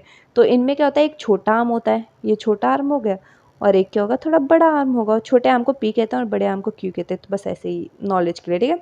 तो इनमें एक छोटा आर्म होता है और एक बड़ा आर्म होता है। उसके बाद आता है एक्रोसेंट्रिक। एक्रोसेंट्रिक में क्या होता है? जो सेंट्रोमियर होता है वो क्लोज होता है to its end, forming an एकदम मतलब एंड के काफ़ी ज़्यादा क्लोज होगा, जिसकी वजह से एक ज़्यादा लंबा आर्म बनेगा, एक थोड़ा सा छोटा आर्म बनेगा, ठीक है। उसके बाद है टीलोसेंट्रिक, एकदम टर्मिनल पोजीशन पे है, ये देख रही हो। सेंट्रोमियर क्या है? एकदम टर्मिनल पोजीशन पे, एकदम टर्मिनल पोजीशन पे है, तो ये हो गया टीलोसेंट्रिक, ठीक है। ये क्या हो जाएगा? टीलोसेंट्रिक। तो 4 टाइप के थे, मैंने तुम्हें बता दिया। और ये जो मैंने नीचे मेंशन किया ना, VLJI, ये होता है इसका स्ट्रक्चर। ये वी शेप का दिखेगा, ठीक है, मेटासेंट्रिक वी शेप का दिखेगा। और ये क्या होगा? एल शेप का, ये जे शेप का, ये आई शेप का। तो बस वो मैंने बता दिया, VLJI। कभी आ गया तो शॉर्ट आर्म को पी कहते हैं, लॉन्ग आर्म को क्यू कहते हैं। तो ये पूरा मैंने आपको रीड करा, एक बार मैं रीड कर देती हूँ इस पेज को भी, ओके। उसके बाद फिर बस हमारा कंप्लीट हो गया। एक चीज़ और बचेगी, तो यू में रिकॉल दैट कि ठीक है, क्रोमेटिन जो होता है वो distinct structure of nucleoprotein fibre होता है। कब? इंटरफेस न्यूक्लियस में। और क्या होता है? अलग अलग स्टेजेस में जो सेल होता है वो क्रोमोसोम शो करता है। और जो क्रोमेटिन होता है वो डीएनए का बना होता है, बेसिक प्रोटीन हिस्टोन का बना होता है, नॉन हिस्टोन प्रोटीन का, और आरएनए का बना होता है। तो क्या होता है? ये जो डीएनए होता है वो 2 मीटर लॉन्ग होता है, ये डिस्ट्रीब्यूट होता है 46 के अंदर, बोलते 23 क्रोमोसोम्स के अंदर। और ये जो क्रोमोसोम होता है वो विजिबल होता है सिर्फ डिवाइडिंग सेल में। क्रोमोसोम कब? डिवाइडिंग सेल में विजिबल होता है। तो इसके बीच में जो होता है एक प्राइमरी कंस्ट्रक्शन होता है, प्राइमरी कंस्ट्रक्शन होता है जिसे हम क्या कहते हैं? सेंट्रोमियर कहते हैं। और सेंट्रोमियर जो की साइड में क्या होता है? एक डिस्क शेप स्ट्रक्चर होता है जिसे हम काइनेटोकोर कहते हैं, ठीक है। और सेंट्रोमियर का काम क्या है? वो होल्ड कर रहा है दोनों किसको? दोनों क्रोमेटिड को, ठीक है, क्रोमोसोम के दोनों क्रोमेटिड को होल्ड कर रहा है। और उसके पोजीशन के बेस पे जो हमारा सेंट्रोमियर होता है वो क्रोमोसोम 4 टाइप के, सेंट्रोमियर के पोजीशन के बेस पे क्रोमोसोम 4 टाइप के, क्या? मेटासेंट्रिक, जो जिसका सेंट्रोमियर एकदम बीच में है, जिसमें दोनों इक्वल फॉर्म बनेंगी, ठीक है। सब मेटासेंट्रिक थोड़ी सी अवे है फ्रॉम द मिडल, ठीक है, जिसकी वजह से एक छोटा और एक बड़ा आर्म बनेगा। एक्रोसेंट्रिक जो का क्लोज होता है टू इट्स एंड, ठीक है, एंड के क्लोज में आपका सेंट्रोमियर होगा, जिसकी वजह से एक ज़्यादा ही छोटा और एक ज़्यादा ही लंबा आर्म बनता है। और टीलोसेंट्रिक जिसमें एकदम टर्मिनल पे होता है सेंट्रोमियर, जिस पे एकदम टर्मिनल पे होता है क्या? सेंट्रोमियर। उसके बाद हमारी लास्ट थिंग, ठीक है, ये तो क्या होता है? कुछ क्रोमोसोम में एक नॉन स्टेनिंग, ठीक है, कुछ क्रोमोसोम में एक नॉन स्टेनिंग, कैसा स्टेन? जो कि स्टेन नहीं होता है, एक नॉन स्टेनिंग सेकेंडरी, जैसे तुम्हें पता है सेंट्रोमियर प्राइमरी कंस्ट्रक्शन था, लेकिन कुछ में कहता है सेकेंडरी कंस्ट्रक्शन भी होते हैं एक कांस्टेंट लोकेशन पे, जिसकी वजह से एक छोटा सा, जिसकी वजह से अपीयरेंस होता है कि एक छोटा फ्रेगमेंट है, उस फ्रेगमेंट को क्या कहते हैं हम? सैटेलाइट। उस सेकेंडरी कंस्ट्रक्शन को हम पता है सारे कहते हैं, ठीक है, लेकिन ये जो हमारा जो छोटा सा अपीयरेंस आता है सैटेलाइट, ठीक है, याद रखना। कुछ क्रोमोसोम में नॉन स्टेनिंग सेकेंडरी स्ट्रक्चर होता है, सेकेंडरी स्ट्रक्चर होता है कांस्टेंट लोकेशन पे, जिसकी वजह से एकदम छोटा सा फ्रेगमेंट दिखता है, सैटेलाइट कहते हैं। और जो क्रोमोसोम जिनमें सैटेलाइट होता है ना, मार्कर क्रोमोसोम या सैट क्रोमोसोम कहते हैं, क्या? सैटेलाइट क्रोमोसोम जिनमें सैटेलाइट होता है हम मार्कर क्रोमोसोम या सैट क्रोमोसोम कहते हैं, ठीक है, सैट क्रोमोसोम का। इसके बाद आता है हमारा माइक्रो बॉडीज़, ठीक है, लास्ट टॉपिक है हमारा माइक्रो बॉडीज़। माइक्रो बॉडीज़ जो होता है मेम्ब्रेन बाउंड, याद रखना कैसे? मेम्ब्रेन बाउंड माइन्यूट वेसिकल, छोटे छोटे मेम्ब्रेन बाउंड वेसिकल्स होते हैं, छोटे माइक्रो बॉडीज तो दिख रहा है छोटे बॉडीज होंगे, लेकिन कैसे मेम्ब्रेन बाउंड माइक्रो बॉडीज होते हैं, जिनके अंदर क्या होता है, जिनके अंदर अलग अलग टाइप के एंजाइम्स होते हैं। क्या होते हैं? अलग अलग टाइप के एंजाइम्स होते हैं। ये चीज़ याद रखना, ये पूछा जा सकता है कि ये क्या सिर्फ प्लांट सेल में होता है फिर सिर्फ एनिमल सेल में। ये प्रेजेंट होता है in both plant and they are present in what, in both plant and animal cell. छोटे छोटे माइन्यूट वेसिकल होते हैं जिनके अंदर एंजाइम्स होता है, जो कि दोनों प्लांट एंड एनिमल सेल में देखने को मिलते हैं। इसका एग्जांपल बस मैंने लिख दिया, अगर आ जाए पेरोक्सीजोम, स्फेरोसोम, गाइलोक्सीजोम। तो इसी के साथ हमारा पूरा चैप्टर कंप्लीट होता है, cell the unit of life. ये हमने कवर किया है 2 पार्ट्स में, पार्ट 1 एंड पार्ट 2। तो प्लीज़ इस चैप्टर को पूरा कंप्लीट देखिए। तो अगर आप चाहते हैं कि मैं इसकी क्वेश्चन प्रैक्टिस भी करवाऊँ, प्लीज़ मेरे को कमेंट डाउन कर दीजिएगा, मैं वैसे करवाऊँगी। और एल्स हम नेक्स्ट चैप्टर स्टार्ट करेंगे। आप बताइएगा हमें कौन सा चैप्टर स्टार्ट करना चाहिए। And please like, share and subscribe to my channel. आपको ऐसे ही बहुत अच्छे अच्छे कॉन्टेंट देखने को मिलेंगे।